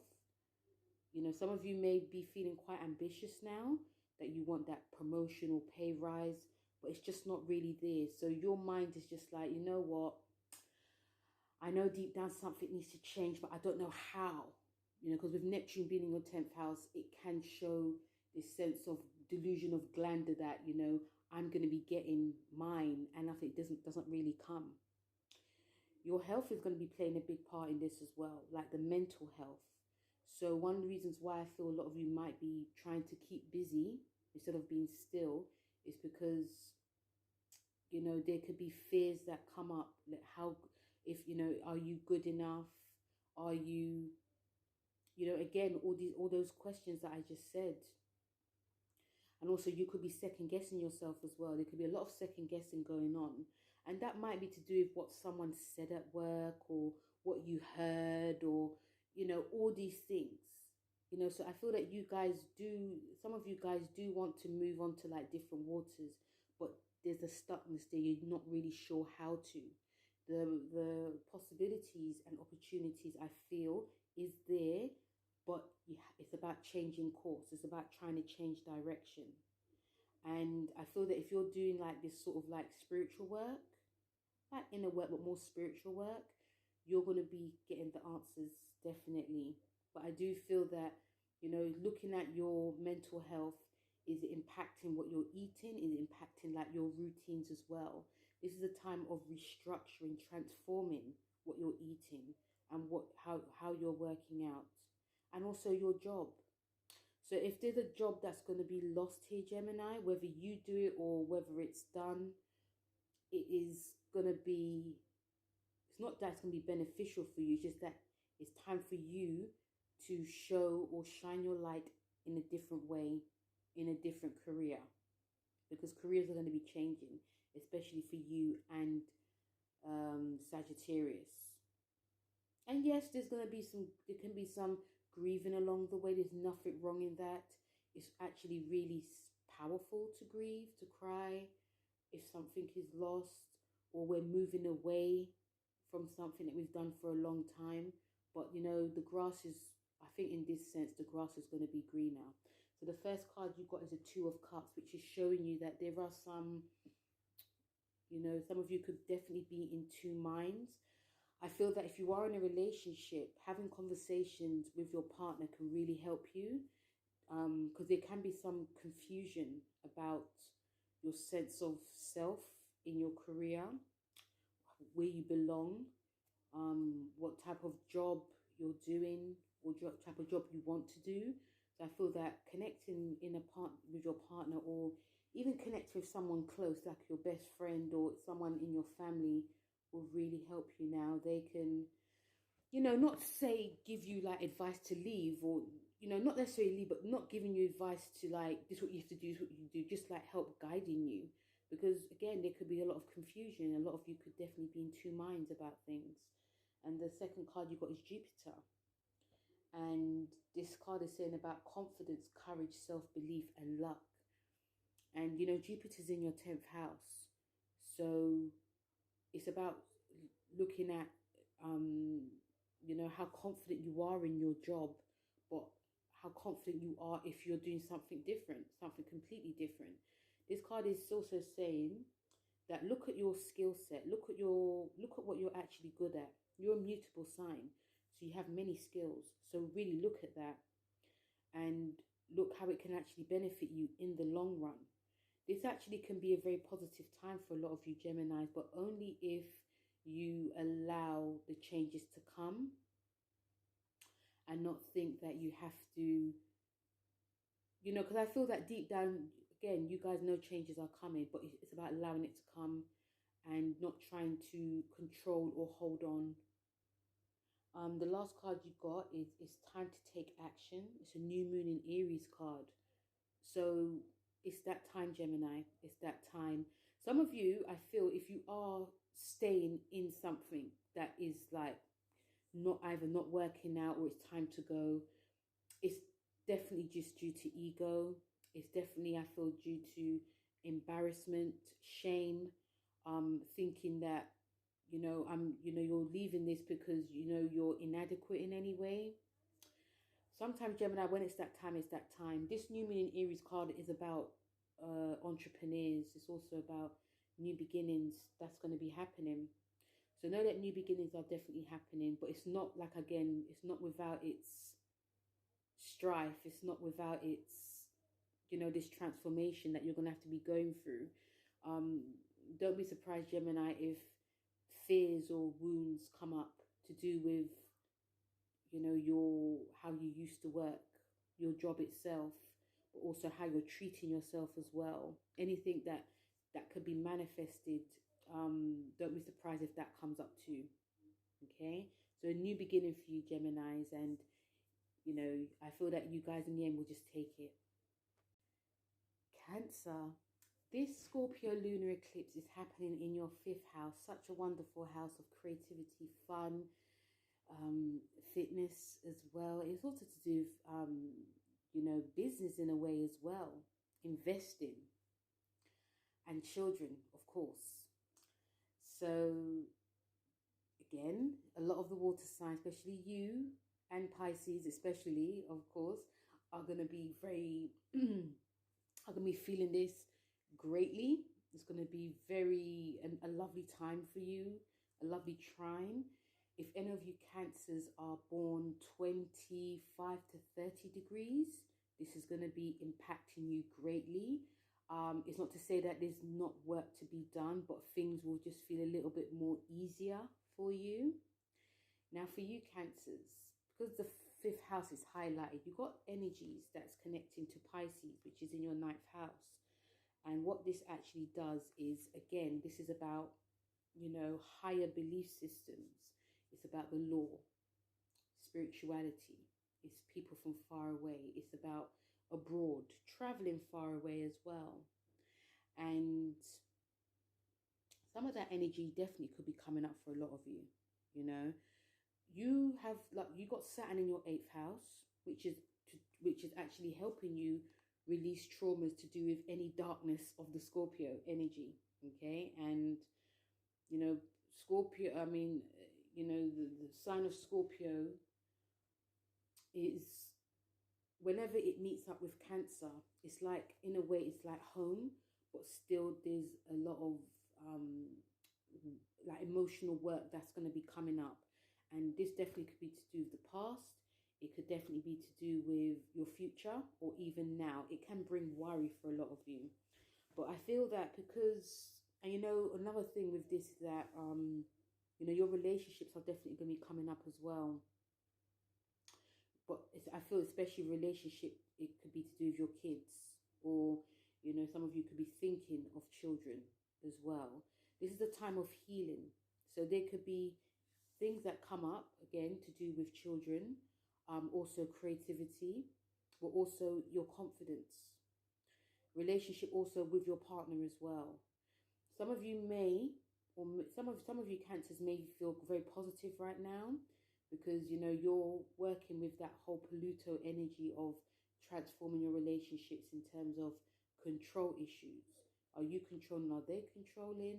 Are you talking about issues instead of like being the crab? You know, also, are you, you know, especially when it comes to like finances, joint finances in any way, are you controlling in that sense? But also, are you being honest with your fears that can be coming up as well? Are you working through your fears? Are you talking to someone?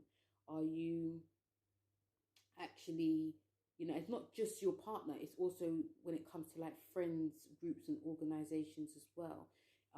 You know, because there could be some, not delays, but they could also, because of, I think because of the Pisces energy, it can cloud a lot of stuff that comes up now. It can cloud how you're fitting in your relationship, how you're fitting in with your groups, with your friends as well. But also, are my goals set? Am I going to be achieving my goals in any way? How can this all work together? How can I find balance? So what this, I feel, is saying for a lot of you Cancers is really tap into that spiritual side, tap into your emotions. You know, you as well, like a bit like Virgo, you're ruled by the stomach. So when you're feeling happy, you know, some of you could eat. When you're feeling sad, you could eat. But also when you're worried, that can also happen too. But it can cloud your moods. The mood swings could actually happen. You're ruled by the moon. So anything, if there's any changes that are coming, you greatly feel it. And you're going to be feeling these changes happening now. I feel that if some of you are, you know, I feel that children could really transform you guys. I feel that children can really help if you're feeling stuck creatively. I feel children can help you, whether you're getting a job working with children, like in a nursery or a school, or whether it's your own children, or whether you are wanting to have children. This can really transform you in a way. I feel some of you are knowing that changes are actually happening. like whether it's you know, physical or maternal changes. These are definitely happening for a lot of you. I also feel that in terms of your learning skills, this could really be beneficial for you, because you'll be learning a lot more about others and yourself, but also learning what type of skills that can actually benefit you in the long run for your future. There'll be a lot of opportunities that can come for you now, Cancers. But you know, your creativity is going to be saving you. It's not just painting and drawing. I'm talking anything you find that you're good at, because the ninth house is about tapping in. Anything that you find that you're good at on a spiritual sense, you're going to be doing it. I feel that you're going to be releasing it as well to the world. So whether you are writers, whether you are philosophers, mentors, I feel that you guys are going to be putting yourself forward to be that sort of guide for it. And also, especially if you guys are wanting to like learn a new language, this will be beneficial. Some of you also may want to live somewhere else. You just probably like live near water or live in the forest, because you guys are ultimately seeking a lot of peace. So again, there's a lot that's going to be coming up for a lot of you Cancers. Yes, emotional stuff. I feel also that there could be, you know, this could happen. It's not like it's not a Mercury retrograde or Venus retrograde, but this is an eclipse. This is a releasing eclipse, but it's also an eclipse that when things leave, other things can come back. So I feel that exes could come back from the past. It probably, like if you had like maybe a fling, or maybe a just like a short-term relationship or had fun with, they can come back. But you may have felt that it was more deeper than it was. So don't be surprised you have a lot of like deep emotional conversations when these come up. Friends could definitely come back as well. But this is just to heal. Whether it stays or not, whether they stay or not is a different story. It does depend on what's actually said and what's going on. But I do feel that a lot of relationships and friendships can definitely come back for a lot of you Cancers. But this is also a revising time for a lot of you. This is also a time for you to heal any past hurts that you've had, whether it's 8 or 18 years ago. Or some of you could even go way back when we had these eclipses, like in the 90s. If you had like a partner that you had, or a friend that you had when you was in high school or primary school, and you know you still believe that they actually hurt you, this is a time of healing this as well. Old wounds and traumas can definitely come up, even though this is a brilliant house for you. But I feel that a lot of you will find it a little bit easier to release as well. So the first card you got is a 5 of Swords. This card is about walking away. It's a card about fighting back challenges. It's about stress as well. So some of you guys could find that during this time, all of this can be coming up, because sometimes when people come back, or a creativity comes back, or even you healing yourself, or even you navigating in a way of newness, there can be a lot of this can come up. I feel some of you can find that there can be some insecurities that could be coming up as well, whether it's something someone said or you just feeling it yourself. Some of you could, you know, the fears that could be coming up as well is definitely to do with this card. But I feel that generally most of it is in the head, but also some of it is to do with what happened or what is actually going on as well, what you also have to work with. So try and take care of yourself, Cancer. Try and guard your aura. The 9th house is a house of spirituality, so using essential oils, using candle work, because it can be some people that if they do come back, Cancers, they may be disturbing your whole peace. And like I said before, some people do come back, it may not be for the greatest good as well. They can cause and upset so much things within you that some of you may even be that King of Swords and just get very aggressive and shout.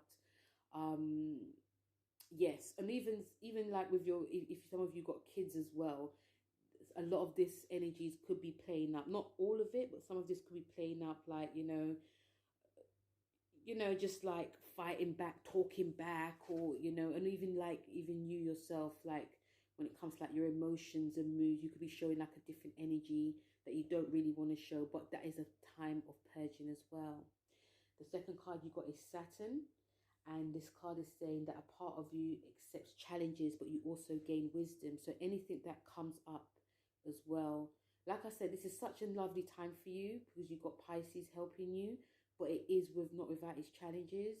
So Saturn card is helping you with controlling your feelings. If anything feels out of control, I feel that a lot of you guys will know when this will happen as well. But it's not about burying it and not, it's not about burying it and not wanting to feel it. It's about knowing when to control, know when to release, and know when to work for it. This card is about responsibility. So it's about taking responsibilities for like actions that you took, but also actions, yeah, basically actions that you took, but also be responsible for your emotions and feelings during this time. Because the fifth house is ruled by Leo. It's a very fiery house. A lot of shit can go down for Cancers. The last card you got is look at the bigger picture. The full moon is Sagittarius card. So look at things on a bigger scale, not look at things, you know, because like I said, the past will come up for a lot of you Cancers. The past will come up, but look at the bigger picture. Like I'm creative, I'm a loving person, I've got a nice family, or I'm having a baby, or I've got loving friends around me. You know, look at the bigger picture. It's not about looking at the negatives that come up with this. Look at the bigger picture. You know, you're healthy, you're here, you're, you know, a lot of you have gone through a lot, but you're still here. You are strong. Okay, the full moon is Sagittarius card, so this card is about positivity, optimism. So regardless of what happens now, Cancer, you know, optimism will shine through as well. And sometimes when, you know, also when the past does come back, it is because we need to iron out the old karma in order to move into a new sphere. Okay. Leo, this lunar eclipse in Scorpio is hitting your fourth house. Now, this is a house of home, roots. It's also to do with the past, your mother. Emotional time, Leo. Definitely emotional time. Whenever, whether it's the sun, moon, anything that hits your fourth house, Leos, a lot of you can feel like time is slowing down. It feels like you guys will have to stop. And this lunar eclipse is no different. You're going to be feeling this, like all the fixed signs, which I keep saying to them, you're all going to be feeling this.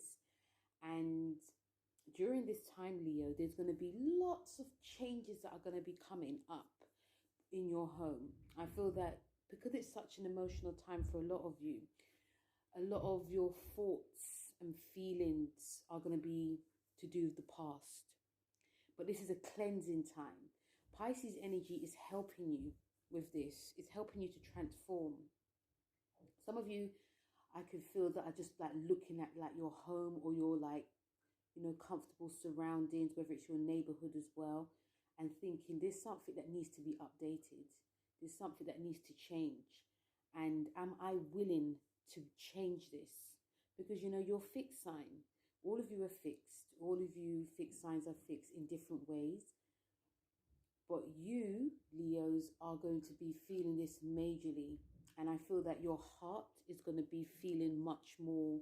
It's going to feel like it's crying out more to be honest, emotionally honest, but also to change something and also to transform. I feel that some of you, I feel some of you may be just thinking, you know what, I'm just going to do this.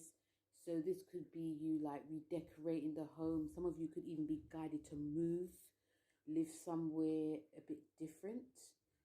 Some of you, if you're very lucky, you could want to live near the sea.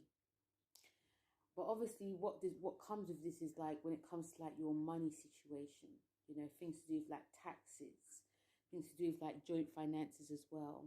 This is a great time to be checking in your relationships, because there can be this a bit of push and pull that's going on. Like you may want something and they want something different, especially if you want to move or they want to move. And, you know, some of you may feel that, oh, you know, finance wise, you're not as steady as you want it to. Or some of you could believe that you are financially steady and you find out actually, you know, it's not really there. Or some of you could actually be quite lucky in gaining more money, whether it's from the government, whether it's from your partner, whether it's from like stocks, bonds, or some type of savings, something that's hidden. There could be like hidden money that you're finding out about.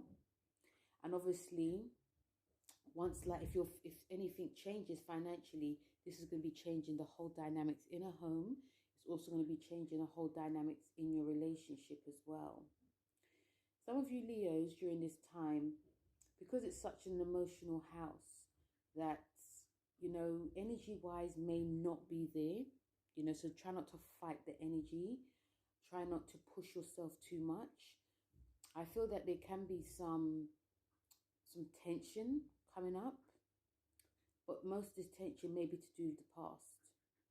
Another thing about when it comes to your finances, Leo, if you are lucky to be gaining more money during this time, you know, this is actually great to be investing in real estate or investing in a home that somewhere you can actually call home. But going back to the place where I was talking about, there could be some stress and tensions, because whenever, again, we go through something quite traumatic and we're living in real time, it could make us feel quite moody. It can make us feel like snappy. We could be snappy at people, snappy at our children, or just really frustrated within ourselves. But if this does happen, Leo, that's because this needs to be sorted out in real time now. The past definitely could be coming up for a lot of you, but this is a time to be working with it through therapy, working with it even by speaking with your partner, having a really deep, honest conversation about any type of trauma that you've had. And this trauma could be to do with like your family. It could be to do with an ex-partner. It could even be to do with friends. But it's recognizing that. And I feel that there's going to be a time that this is going to be a time that a lot of you are going to be forced to realize that, like, anything that's frustrating you or this tension, most of it is to do with what's going on from way back. So the first card that you have is the Sun card. And this is actually your card, Leo. This card is saying that things are going to be, you know, once you do the inner work of the emotional intensity that is actually building up, and also dealing with anything that is hindering you, or you're feeling fiery in any way, or just frustrated, you're going to be shining like the sun. I feel a lot of you are going to come out stronger. This is actually great for a lot of you to be working on something creative, because anything, you know, the old saying goes is that anything that you have, anything that's happened to you in life, you can actually bring it out to the world, and it not only can heal people, but it's actually healing you. Yes, there's going to be some ups and downs, but in the end, especially in 6 months' time, Leos, you guys are going to be coming up smelling of roses. And I feel some of you also are going to be not wanting to go back to this old way of feeling, how it feels comfortable for you. So this card is actually lovely. And I feel you guys will actually shine like the sun in the end. The second card you have is Vesta. And Vesta is actually it's an asteroid. And the message here is that about having the goddess within and your sacred spiritual center with quiet dignity. So you guys are going to be going into your that goddess, you know, be more kinder to yourself. I feel this card is saying, like, be more kinder to yourself. Take care of yourself as well. Do some self-care. Really center like your heart space by doing meditation. Guided meditation will actually help a lot of you Leos, especially if you feel blocked. So there could be a blockage that's happening. So doing like heart meditation, you know, like heart chakra meditation, this could actually, you know, make you feel more connected to it. But definitely lots of self-care is going to be needed, because it can be very much a trying time for a lot of you. And the last moon card you have is communication is key. So this is a new moon in Gemini card. So when it says communication is key, Leos, some of you may not want to communicate. Some of you may just get more quiet. And if you're disturbed, you can snap. And it could go on for a while. And people may not, people, or even whether it's partner, whether it's your workplace, people may not understand what's going on. So take a breath, breathe, go for a little walk or a workout. And also, and you know, then start to communicate. Start to, you know, obviously don't do it if you don't want to, but there's going to be a time where communication is going to be key, just to make sure people understand where you're coming from, but also that it's not really them, especially if there's things that are coming up from way back 8 years, 18 years ago, because this is a house that is going to be bringing up a lot. And some of you are going to feel and find that you're holding on to a lot as well. So communication is key, Leo. So very much an emotional time for a lot of you. Hello, Virgo. So this lunar eclipse is in your third house, the house of short distance communication, your siblings, your neighborhood as well, writing, speaking, the media, the whole shebang. So some of you Virgos may be called or may be urged or even may be guided. You can pick what you want, or you just feel just to communicate. And this could be many streams.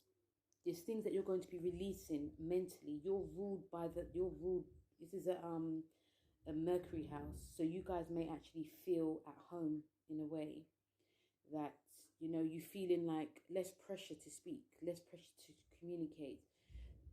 I feel that during this time, if any of you Virgos has any like drama with neighbors or even your siblings, or even like on social media, you guys are going to clear it up now.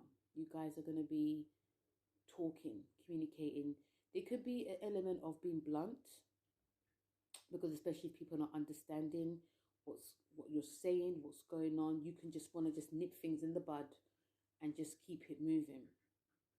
But still, this is a great time to be writing. This is a great time to be communicating your thoughts. This is a great time to be doing any you know, getting like truth out there. Some of you may even want to like change like a job. So this is great if you want to do like work in the media, or do some or work as a journalist, or setting up a blog as well, because this is a releasing time. And these things, I feel that there's things that a lot of you may be holding in a lot, and it's like you're going to burst. Like mentally you're going to burst. Yes, there can be some drama and some arguments that could be coming up within a relationship, because, you know, Pisces, all the Venus, Mars, Neptune, they're all in your 7th house, they're opposing you. There could be a sense of that whatever you are trying to communicate in a way, whether it's, you know, general relationship, there could be some sort of like distance, but also could be a lot of miscommunication. It's about being a bit mindful of what you say, because some people can take it the wrong way. But also, you know, some of you may even also, I feel that there's an energy of like being quite confident in saying to your partner how you're actually feeling. Some of this could be building up, like you don't like how the partner folds something, and in general, a lot of Virgos, they feel no way to say it anyway. But for some of you quiet ones, you may just be like, you know what, I don't like how you put that there. I don't like how you don't flush the toilet. I don't like, there could be a lot of that coming up. So that's one of the reasons why I feel that there could be a lot of snappy energy. It could be a lot of bluntness, which can cause drama and arguments. You are being guided during this time to seek solace when you can, because this is a house of the mental. This is also, you're also being guided to, you know, stick to a routine, which is, you know, the 6th house, you know, you're ruled by it. So if you are working out, if you are eating healthily and you may have veered off, you're being guided to do it, because this can help you. The third house is ruled by Mercury, which is your house as well, but it's also, this is the mental health house as well. So you guys could be very busy, extremely busy, but your brain, but you could actually mentally exhaust yourself because of all what's going on, all what you need to do, all what you have to do, all the changes that are going to be coming. But you're going to be definitely transformed. You're going to be definitely speaking your truth. You're definitely going to be, there's going to be some changes. And also there can be lots of changes within your relationship as well. I think because it's such a house of communication, and also this is a house of business as well, so there could be some signing of contracts as well, but make sure you look at what you're signing, because with Pisces being there, Pisces, the seventh house does rule contracts as well. So look at what you're signing, because you could find yourself signing your life away, and you know, you get yourself in all types of drama. Your mind's going to be sped up as well. Mentally, you're going to be very busy. But all in all, it's going to be a good time for you. But just realize that there can be some little niggles you may have to iron out. So the first card you have is the Knight of Pentacles. Knight of Pentacles is actually a great card for a lot of you Virgos, because you're going to be, you know, especially because I do feel a lot of Virgos are going to be realizing their self-worth and wanting a change. So there could be lots of emails, definitely lots of emails, lots of writing, lots of blogging, lots of back and forth. But also, this can also bring in new, like a new business for you, like a new business venture. This could be with your siblings, or it could be with friends. I feel a lot of you also, because like the physical aspects to this as well is going to be really helping you. Try not to burn yourself out, but also continue to do what you're doing, because it will really, really help you to slow down. But again, a busy time for a lot of ventures that will be coming. And also you'll find that there's certain things that you thought that you wanted to do, and you find you actually don't want to do it anymore. So lots of new beginnings that's coming for you, but also loads and loads of communication, Virgo. The second card you have is Venus, and it's saying about the part of you that desires beauty, success, indulgence, and valuables. So Venus, again, like I said, about self-care will really help you. I can see Virgos thinking, should I, shouldn't I? Yes, get into the bath, have Epsom salt baths. This will calm you down. This will also help you release any stress and tensions, especially mental stress and tensions that some of you may feel during this time. But also listening to your heart, because you'll be listening a lot to your head. But this Venus card is showing about creativity. It's also showing about, you know, indulgence, but also indulging in things that you actually love. Not just doing things because you think it will actually benefit you in the for now. Doing things that you actually love. But I do feel this card is very much about, you know, taking care of the mental health, the mental side of you. And obviously this card is about beauty and success. So, you know, some of you could change. It could be like a physical change that's going to be coming as well. You may change how you dress. You may change your makeup, change your hair. There could be lots of like physical changes that are coming, especially because we got that square to Saturn, which is going on, which is to do with like your routines. The last card that you have is, sorry, you got the moon card. No, sorry, not the moon card. The moon card you have, sorry, is a time for healing. It's a balsamic moon. So this card saying about a time for healing is healing anything, any stress, any strife, any arguments. Forgiveness is key as well, because, you know, especially if you speak out of turn. You know, it's not even out of turn, just speaking your truth. This could be coming up, but it's about healing. Healing anything with a relationship, healing anything to do with your friendships, healing any like goals that you haven't met as well. But also This is a time of healing your body. It's a great time of healing the mental and the physical and the emotional body. Because I don't feel, yes, it's emotional time for everyone, but you Virgos may be feeling mentally emotional instead of like emotional. It's like a mental. So, you know, forgive yourself if you haven't like completed all your goals. Try not to be too hard on yourself as well.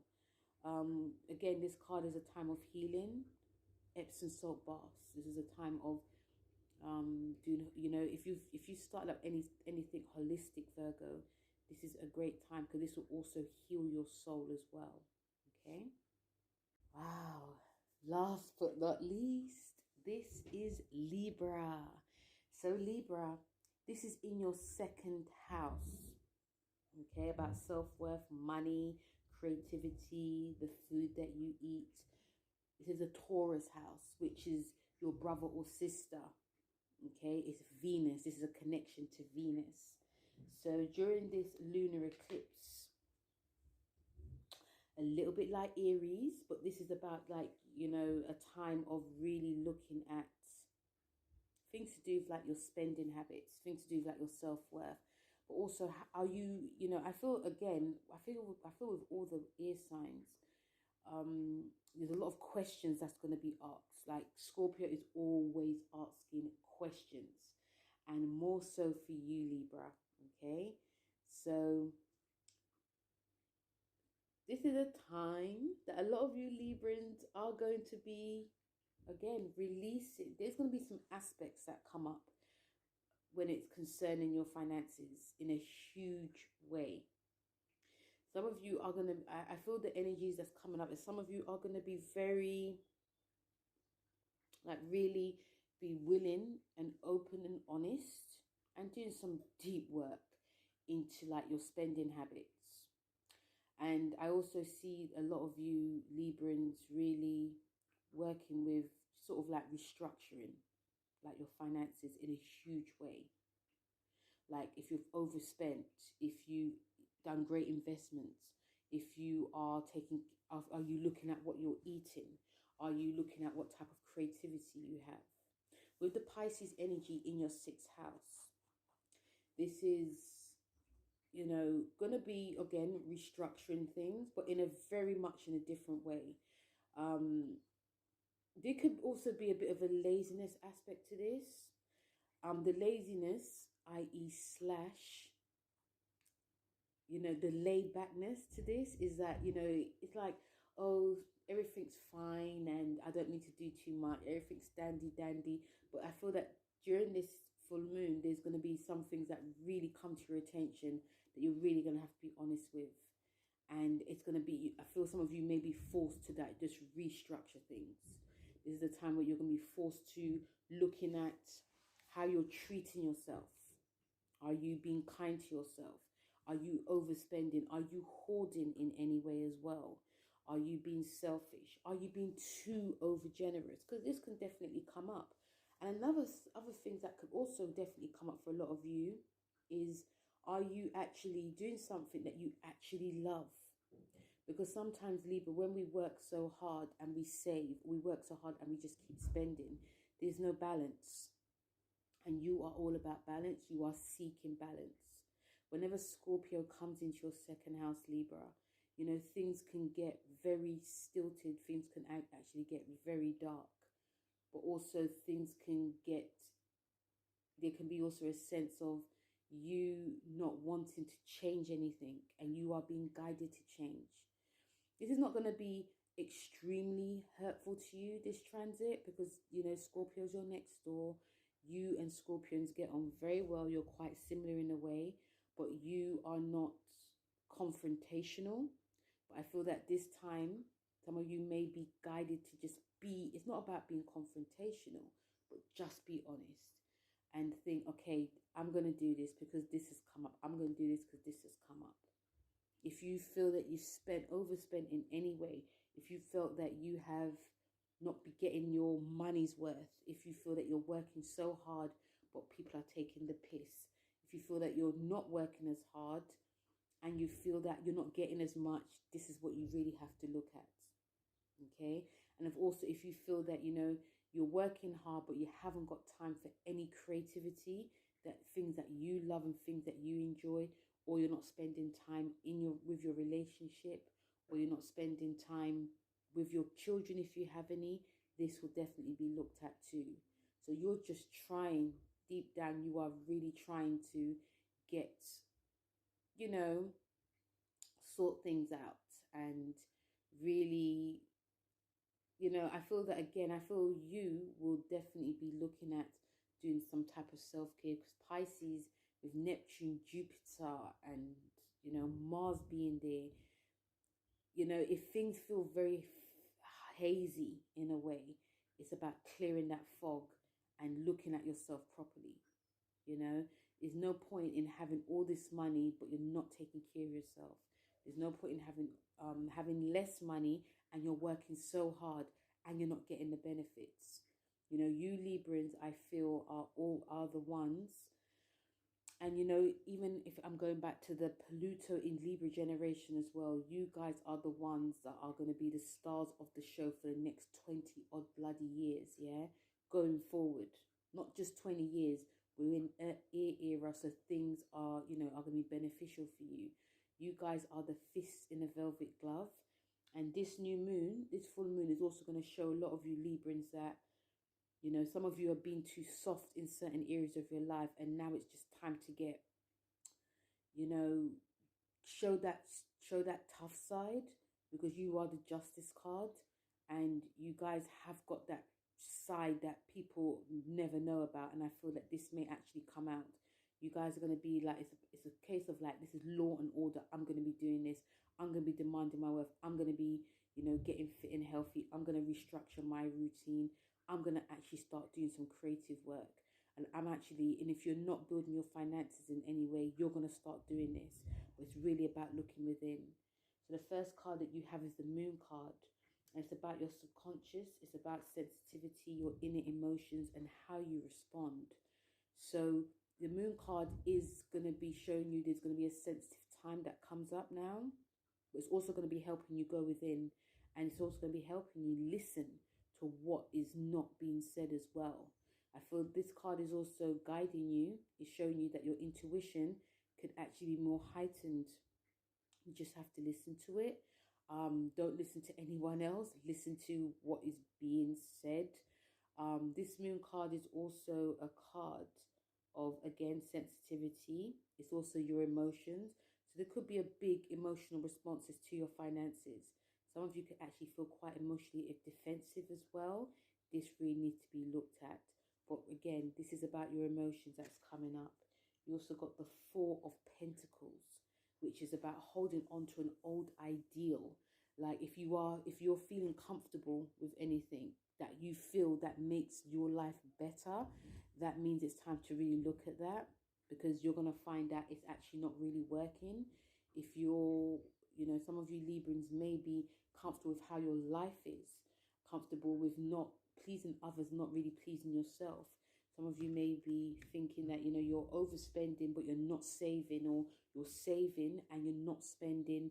You're not investing in something that is very creative. You're not investing in things that really needs to be done. So it's about balance. It's not holding on. It's looking at what you're holding on to and also seeing, because this card is about security. And it's also, and I feel that this card is also about, some of you might be feeling quite scared because you want things set in stone. Things only get set in stone if something is changed and also something is moved out of the way as well. So it's actually a really good card for a lot of you Librans, the Four of Pentacles. But it's also asking you, there's things that you need to hold on to with things that you love. But there's also things that need to be let go of. And only you can decide that. The last card you got is your hard work is paying off. And it will pay off, Libras. But only if you put the work in. Only if you are willing to put the work in. Only if you are, you know, again, taking care of yourself. Only if you're restructuring things, your hard work will pay off. And there's nothing to be afraid of, Libra. Because when you go for your second house transit, it can feel like you have to sort of like do the, do that sort of like restructuring work, which some of you can feel can take too long, and you just want things out of the way. You want a peaceful life. And the second house, which is ruled by Taurus, is about peace, but it's also about things for the long term. So whatever you're investing in now, in all themes of what's going on with this lunar eclipse, it's going to transform you in a great way. It's also going to make you look at things very differently, and maybe in a very beautiful way. You can actually see the beauty in saving. You can actually see the beauty in investing. See the beauty in restructuring and having like a routine. And see the beauty in, really focusing on your creativity and your children and your love life. And if you can also see the beauty in also spending what you need to spend on, and stop holding on and feeling the fear. So this last card about hard work paying off is actually a great ending message for you, Libra. So guys, that was a very long video. I think it needed to be done, but yeah, this lunar eclipse is going to be something else. It's going to be lasting for 6 months, but also we're all going to be transformed. We're all going, even if you're getting squared, or if you're getting a bit, it feels quite challenging in any way, or if you're trying, if you're, earth, water sign, or, fire, everyone's going to be feeling these effects. And another last thing is that, not a lot of us, even if it's really benefiting you, this full moon, we're all going to feel quite tired as well. So another thing we're going to definitely have to look at is, knowing we're going to have to rest a lot, and knowing when to rest, and knowing when to really go hard or go home. In fact, that thing is a bit outdated, but yeah, but listen out for the deeper messages that are coming forth, because we're all going to be seeing it. And even on a worldly scale, listen out to what comes.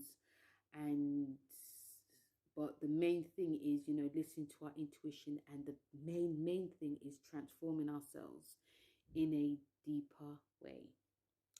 So guys, thank you very much for listening. If you managed to listen to the whole video, thank you. Please don't forget to like, share and subscribe. Feel free to let me know how this lunar eclipse has gone for you. Remember to listen to your sun, moon and rising. And also another thing I want to say is that, I've got my, my details are down below. Especially when it comes to like donations, so I can continue to put up videos for you guys. Once again, I do tend to put up videos on the moons, on the monthlies as well. These are the ones that I really love doing, especially when it comes to like the tarot. I will be putting up a video when it comes to the Jupiter in Aries. I've actually put a video up already, but I will be doing it for the signs. And check out my monthlies for May. But once again, feel free to like, share and subscribe, and I will speak to you guys soon. Take care. Bye.